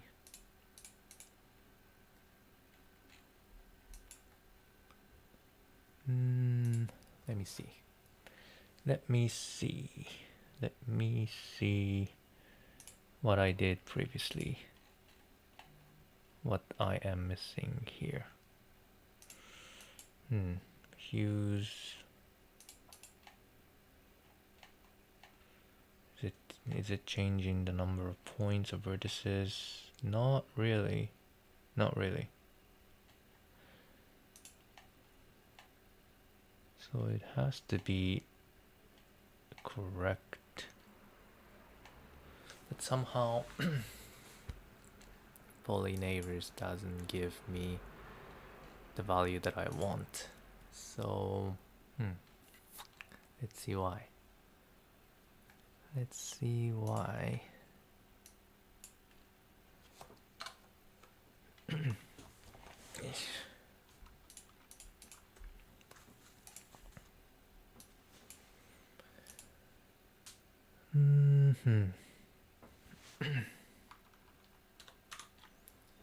I'm gonna comment these out for now and see.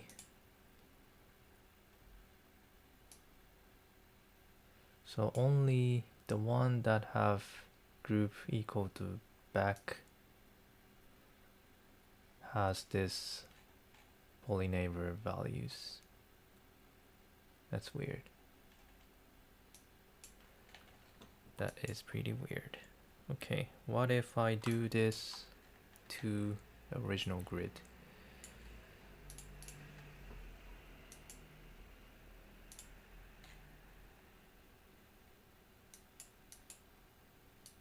Wait, that is because, yeah, I was using back as a filter. So turns out it is correct. Yeah, it wasn't a problem. So that is correct. So the only problem I have is this should be this filtering, I guess. Now, so how, okay.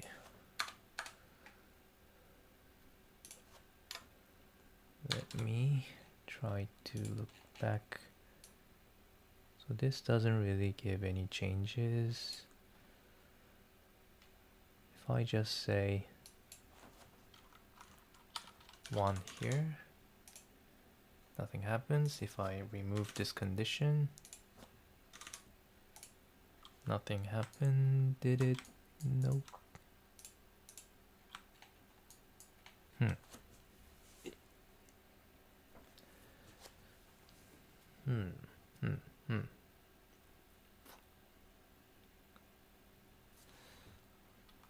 What if I set the conditions only for the emptiness?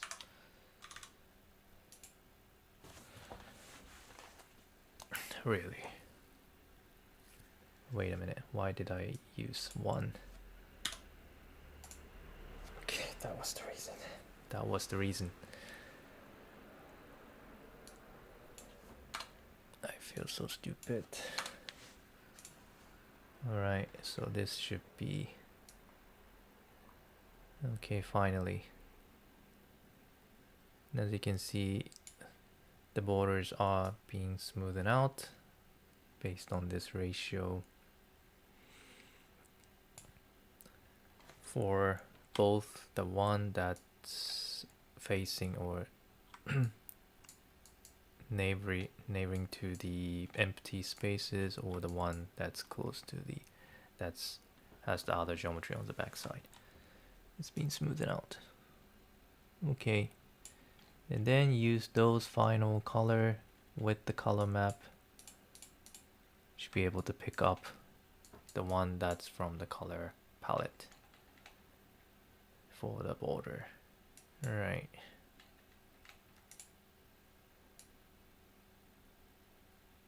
Okay. Looks nice.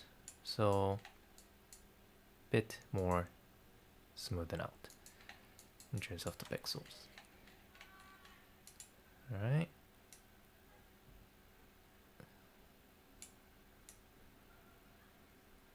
Okay, cool.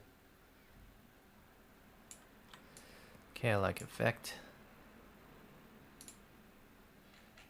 Okay, so let's have that border smoothness as a parameter as well.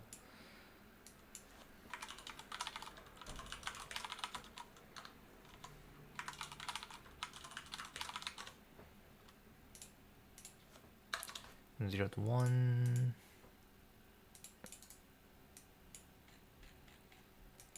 Okay.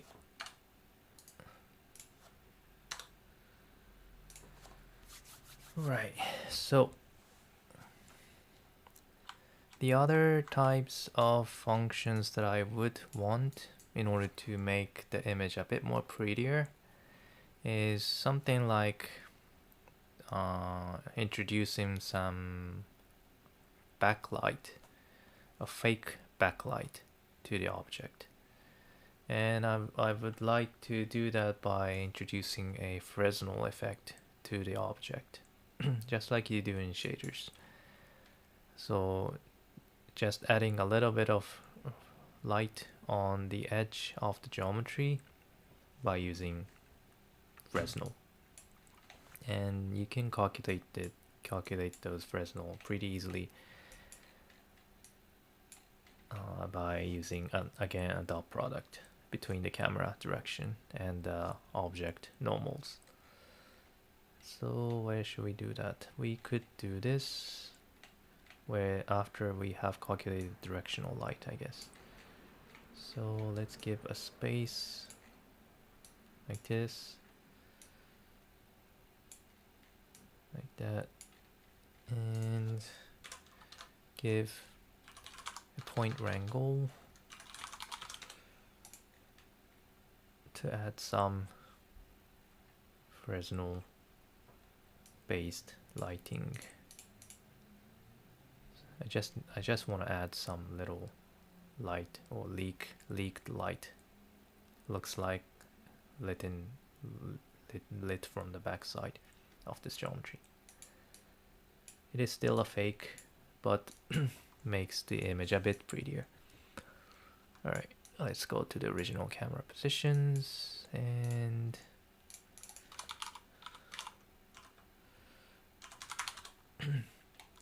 let's do this. Now again, I do need the camera position, so let's bring up the template somewhere around here.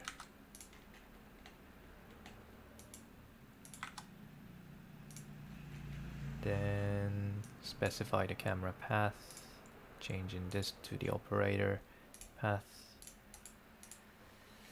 Then choose the camera. All right. Oop, forgot to bring up the camera direction. Where was it? Camera direction.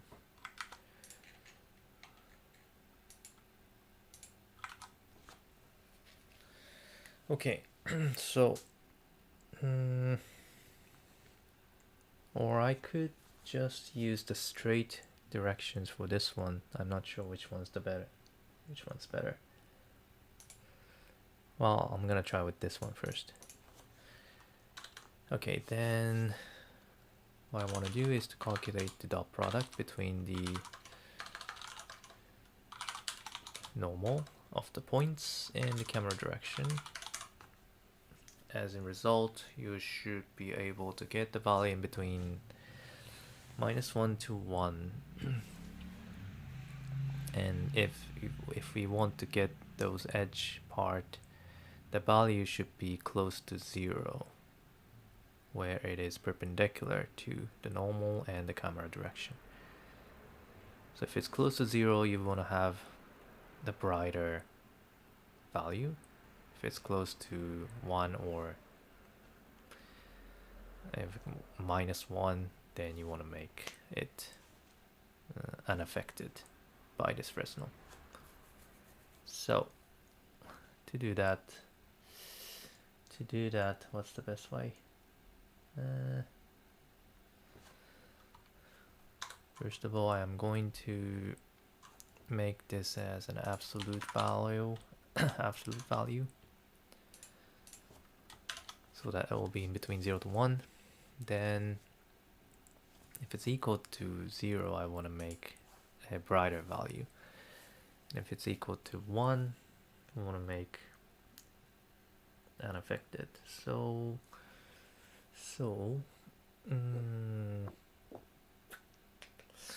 let's see what's the best way to make this as to brighten up the space.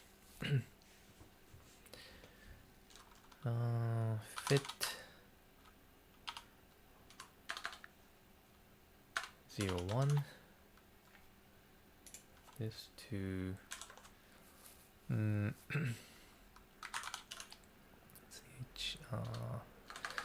first of all, it might be a good idea to again use some curve to control the mapping for this dot value. So let's use the ramp parameter.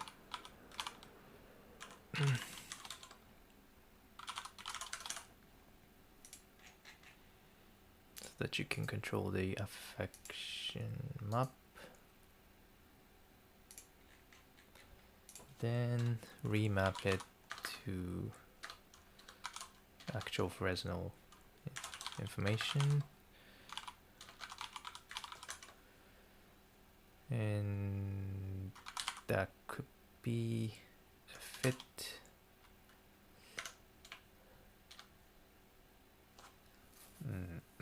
Now it could be a multiplication or it could be the addition.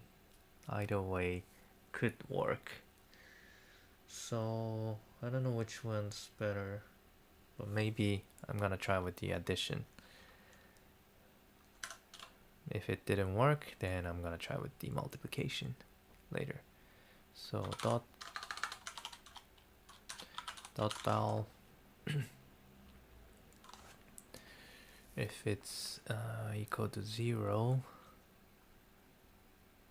then maybe I want to flip the value here. So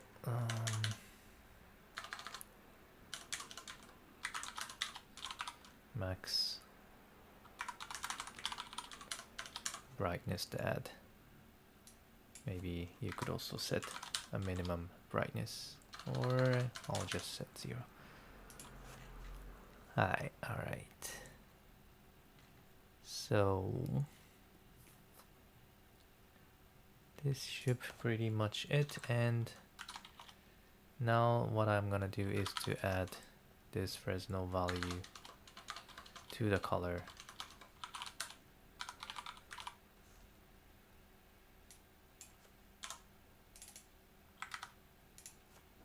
For X, Y, and Z, and see if this is going to do something.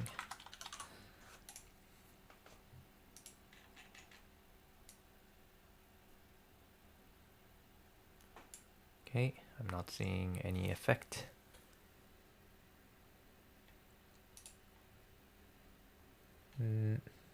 Am I getting any value here? Let me check.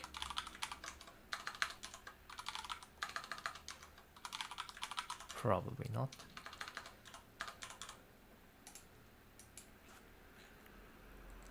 Points. First, no, I do have some value here. Although the color is not changing, why is it?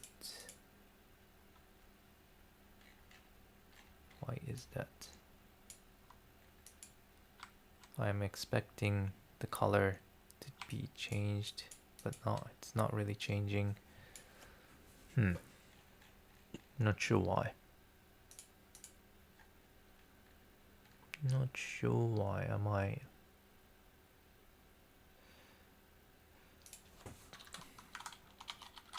What if I change this to 0, 0, 0? Does it change? Wait, it doesn't really change.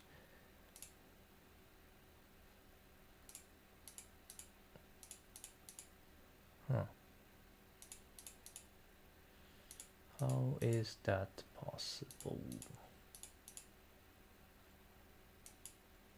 Not sure. Not really sure.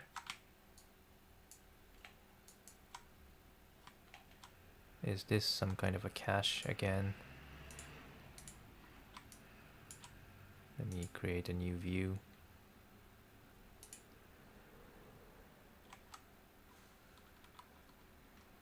See if I'm getting the updated view. Okay, now it's empty. Alright, so seems like this has some cache problem, cache issue, which I don't know how to fix it. So I'm gonna go with this new view.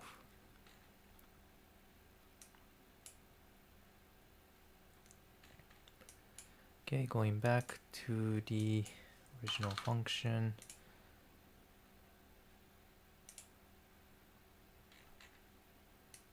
So am I getting the, yeah, I am getting some Fresnel colors. If I make this to 10, yeah, I do see something here. Now, this is too much, so I do want to make this to 10 to see the changes. Okay, and I also want to change this to smooth shaded. Now I don't really want to brighten up on the center, so let's go back here to control how bright I would like to set for the inner side and the outer side. This seems to work fine. Maybe a bit too bright on the outer side, so 2. And look at the final 3-dimensional geometry from the camera view. Maybe that's good. And look at the 2D image, and here you go. You do have some kind of a edge light up, which might not be necessary at some point, but might be neat to have it. some ratio to make it look more, I don't know, oval-like shape. All right, that looks good. Let's have this as a parameter as well. Also this one.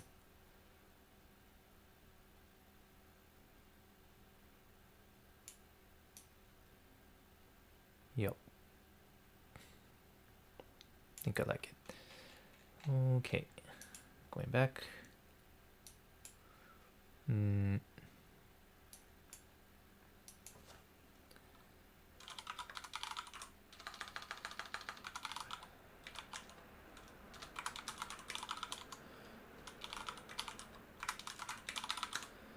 It's the float value.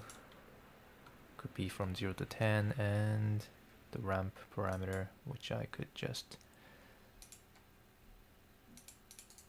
drag and drop.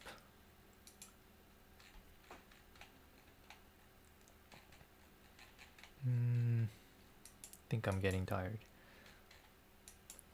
And I am not sure if anybody is here, still here.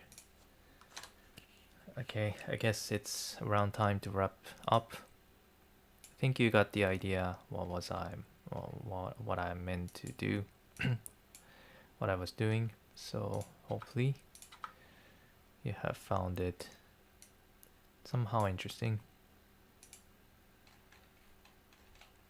Okay, let's bring this value as well.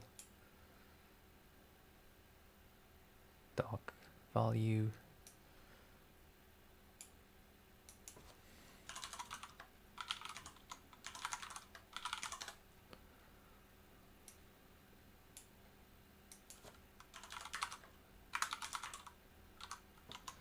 The brightness of the lighting. And the ramp for the right light.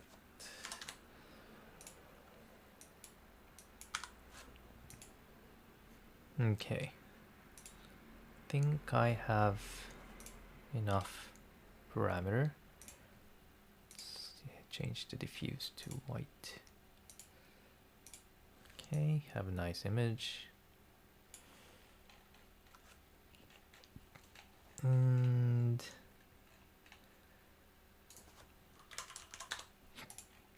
what else?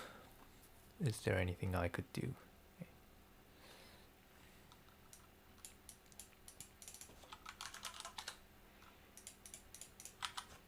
Let me look at the one that I previously created.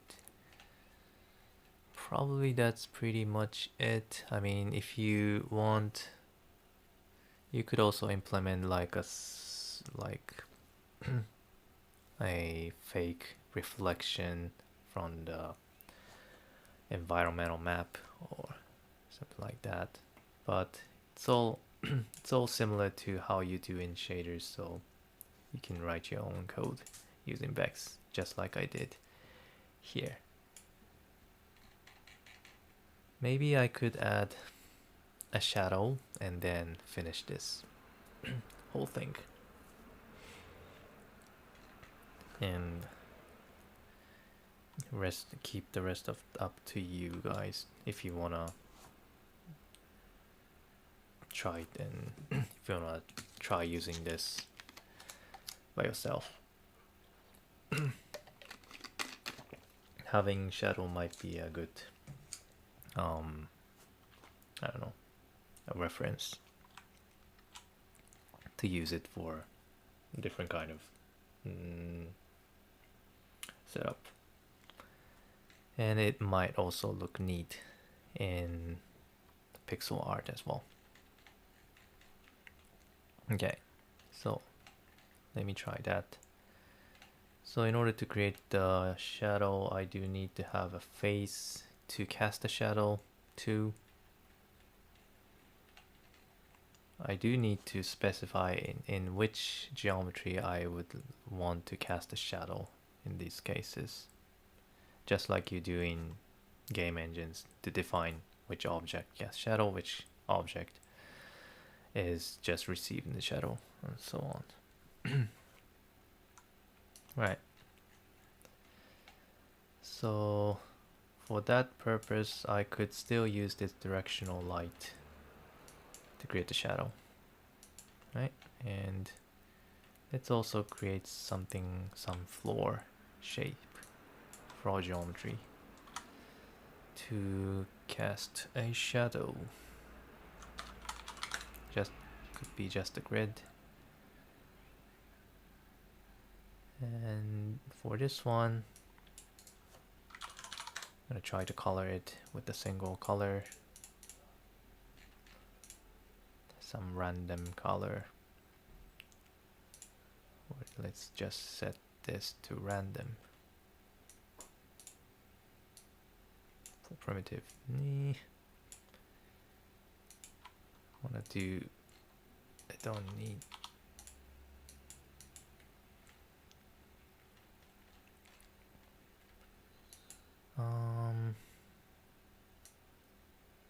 I do need to make it as a point color, but I want to fill the whole primitive as same color. So after all, I'm gonna make it primitive and promote it to point.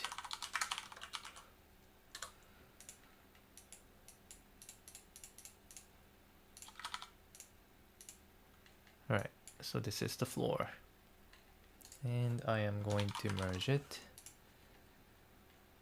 with the original geometry. Probably I should merge it before using this connectivity or normal or attribute map.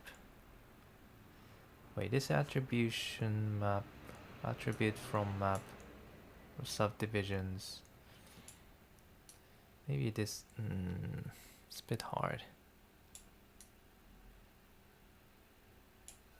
This, well, I'm just gonna, it's hard. I don't really want to use this for all the geometry which has been switched from, so I'm gonna connect it here. So in those cases, probably I should connect this subdivide here as well. Yeah. Alright, and then merge the floor.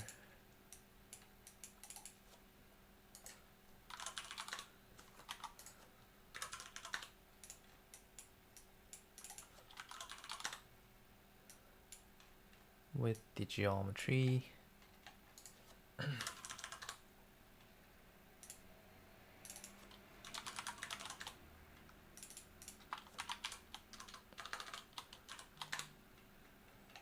And connect it to the normal and so on. Okay. And maybe I should bring the geometry up a little bit.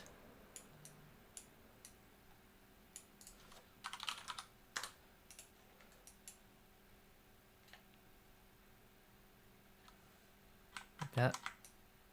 Like that. Okay. Okay.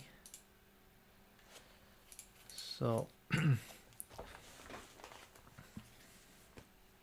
this Fresnel light is creating a little bit too bright space for the ground. Maybe I don't really want to do this for the ground plane for this Fresnel light. So probably I should limit in which points I should use the Fresnel and which I should not. I'm gonna create a group for the point floor, and for this one name in as geo.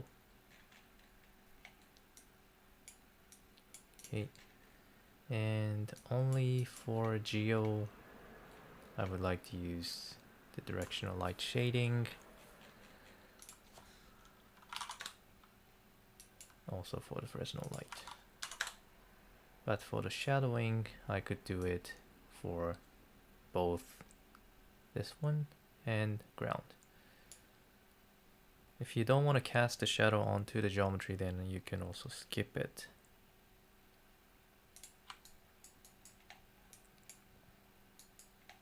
But that's pretty much up to you. Okay, let's try shadowing. Where should I do that? Maybe after directional lighting. Does it make sense? I'm not sure, because this is going to override the shadow. Maybe, or let's try.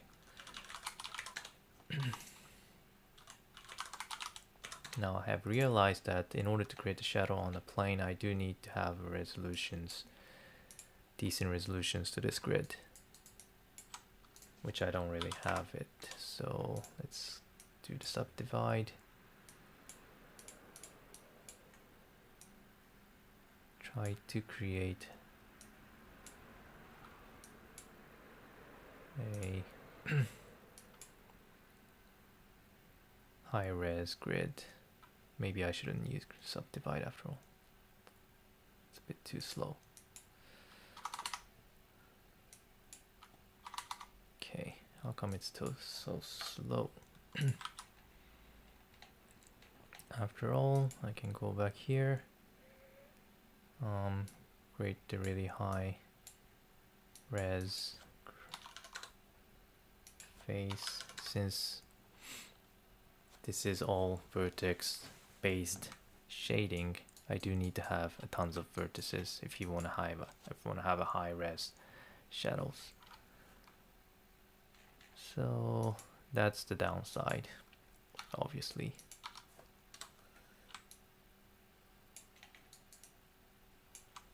But the number of pixels are limited, so you could, I guess, you could also reduce the resolution of the original geometry, which doesn't really matter. Now let's try with these. Now the color is again not all randomish to all places, so instead of doing this, just gonna use the single color for the point. After all, gonna go with a grayish ground for now. Okay, and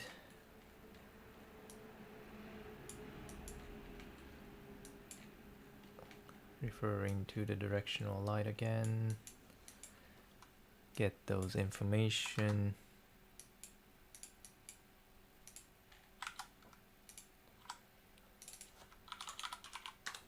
Now, how do we create the shadow? From the pixels, look at the camera point position. Then if there are any obstacles in between those directions, then that means the plane or the point position we're looking at is being blocked by that object, should have shadows. Yeah, that's the plan. So intersection, you do need an intersection for this one. I think, which could be pretty slow, so I might want to avoid using that. Let's just use it for the floor. Okay, and so no, I don't really need to look for the camera positions, but just need this normal direction, the direction for the lighting for the intersection ray. Right, so intersect 0 from the original point position and to the direction, negative direction, with kind of an infinite distance. Then as a result, you get two information. One is the intersected point position and UV. Now I don't really need UV. I don't really need intersected positions. I just need the inter information. If it's negative, it didn't touch anything, so the value should not be changed. If it's positive or equal to 0, then that means there's an obstacle. You want to make this a shadow color. In this case, probably I could just multiply it by 0 to make it black.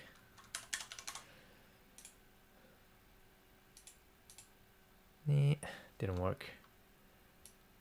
That is because I shouldn't start from current point position, which will be at the same position, the current position, so I should offset it a little bit to a minus direction by a small amount. No, it didn't work. How's this? Nope. Okay, something must be wrong. Ah, okay. It didn't really create the conditions here.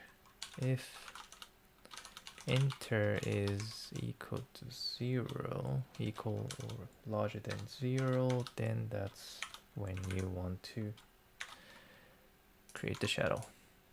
There you go. Doesn't really look realistic, but at least it gives some value. And if you look this at 2D pixel, how does it look like?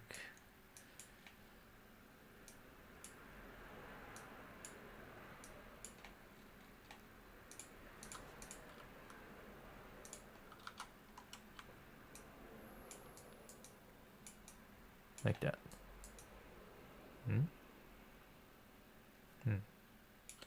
Wait a minute. From which way I was looking at? So this is the view that I'm looking at, and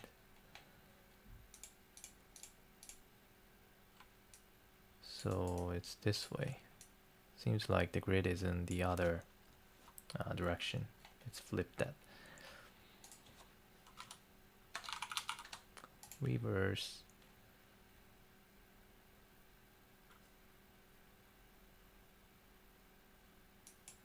All right, better. Okay, so now it gives you the result with the shadows. I am not going to smoothen out the shadow. You can just do it just like you did for the borders.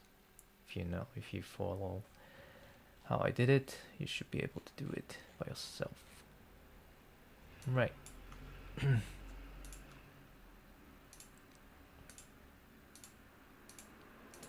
So I guess that's pretty much it.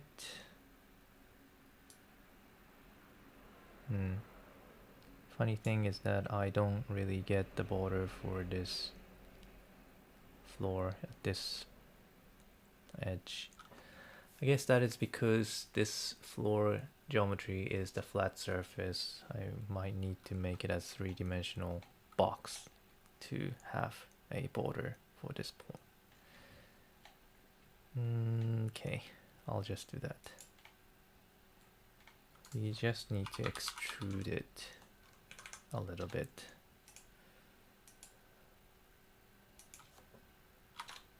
I think. And have the back side. Okay, now it looks a bit funny. How is that? And I do need a little bit of divisions here on the side. Okay, how is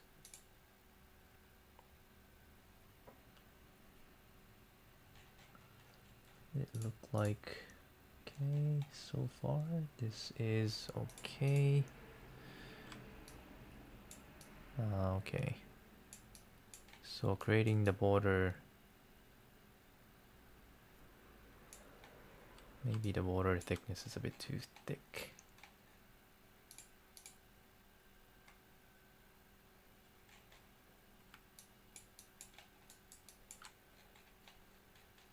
Okay, well, I guess there are several stuff I might need to fix, you know, in terms of the borders, but so far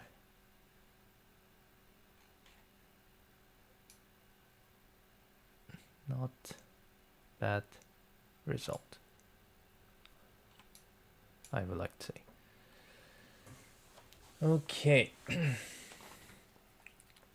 so that's pretty much it. Let me know if you have any comments or feedbacks to the setup. We appreciate it. If not, I would like to end the tutorial here and go to sleep.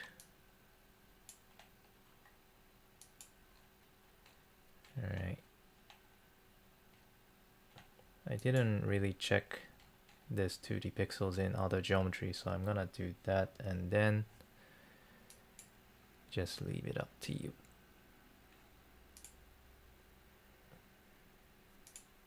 Shall we? Shall we?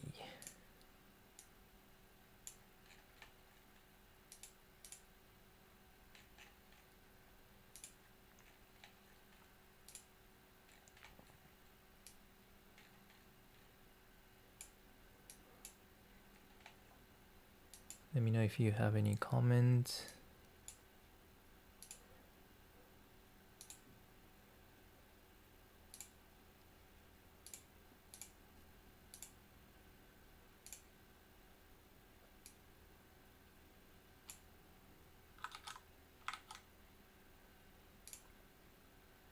Which I would really like to have.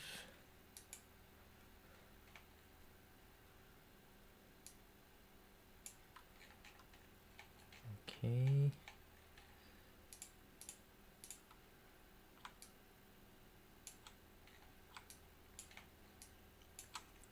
I'm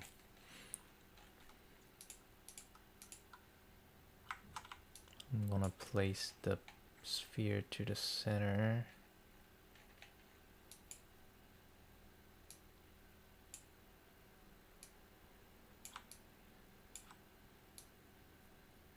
Have some intersection between the floor and the geometry. Let's see what happens.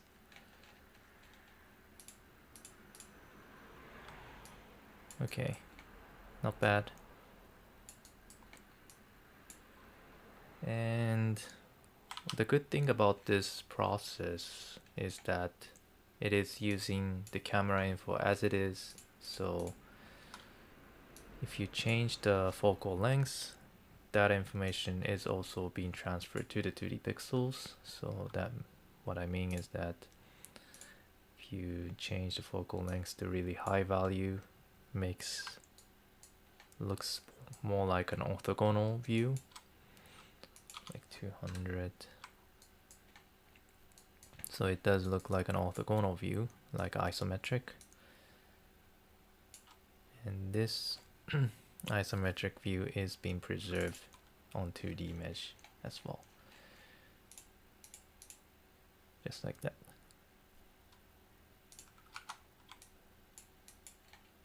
Which is nice. I mean, looks more like one that you see in gaming. Changing the color palette.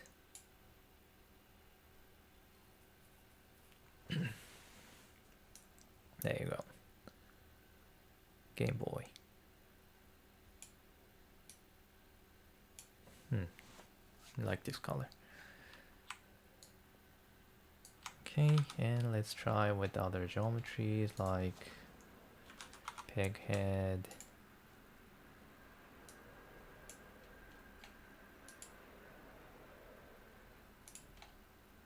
Now before using it, you do need to transfer the color informations. Now, currently the value, the one you see, the image you see here is from the material, from the shadings, which cannot be used for this system. You do need to remap it to a vertices. Okay, so, and I don't really know where the texture is stored for this pick head, so I'm just going to use the single color for this pick head. But I still need to make it to have tons of vertices as much as possible, like these, and delete the, or set the color informations.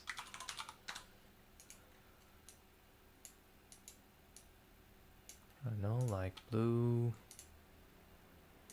and only this color will be used for the 2D, and all those material information is going to be lost.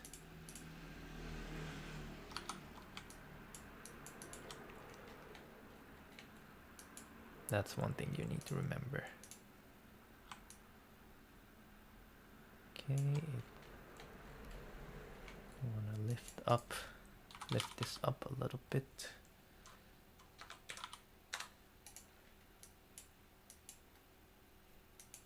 There might be a way to transfer the material informations to the color information, but I couldn't really find out how. So maybe if you know it, please tell me.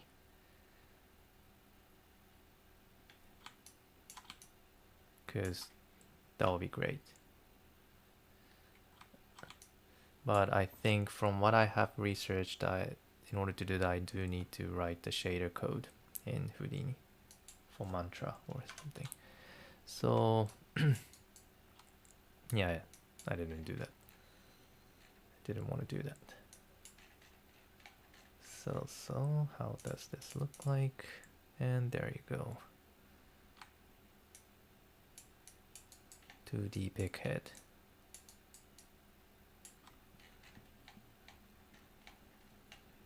Let's try changing those parameters, like the pixel size,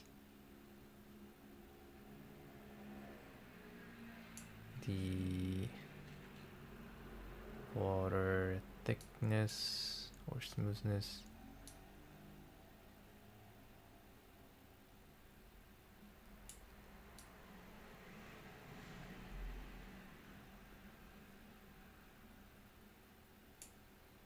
Fresnel brightness.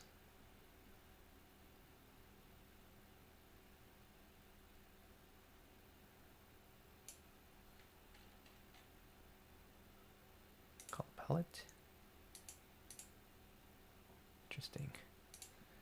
Interesting. I think I'm really enjoying this for myself. I hope you do as well at some point. Darkness of the lighting. Brightness. Oops, not this one. Oop.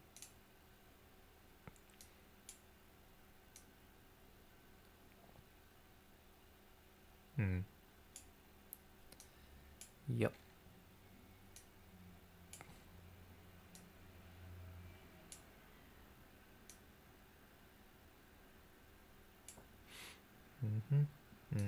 Yep. So these are the result that you get from this setup. And let's see if I animate this, how fast it could generate the result. So what if I rotate the geometry with the frame?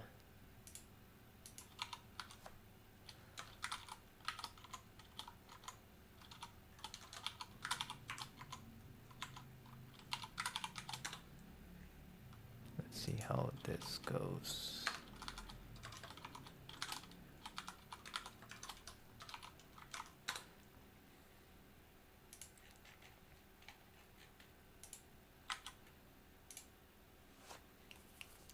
So it's not that fast, but I guess it's good enough for you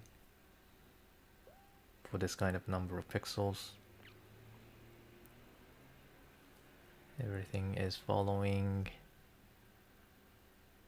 even with the shadows.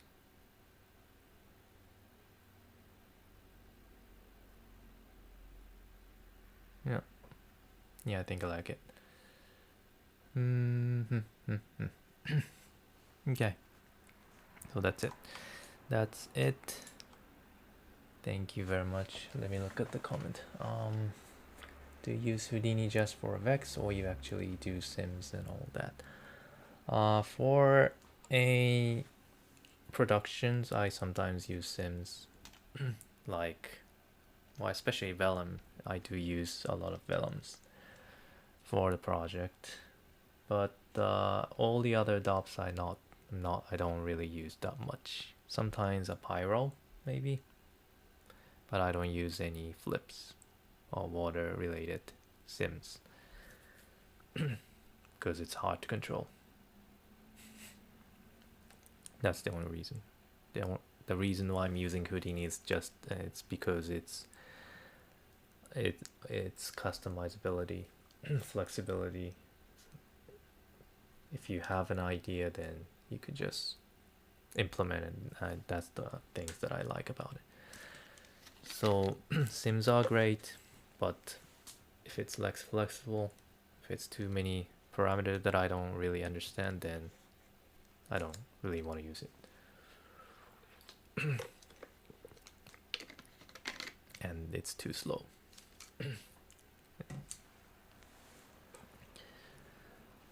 And since I am not in the VFX field, I'm more in the architectural field, so I don't really need those after all. That's kind of reason.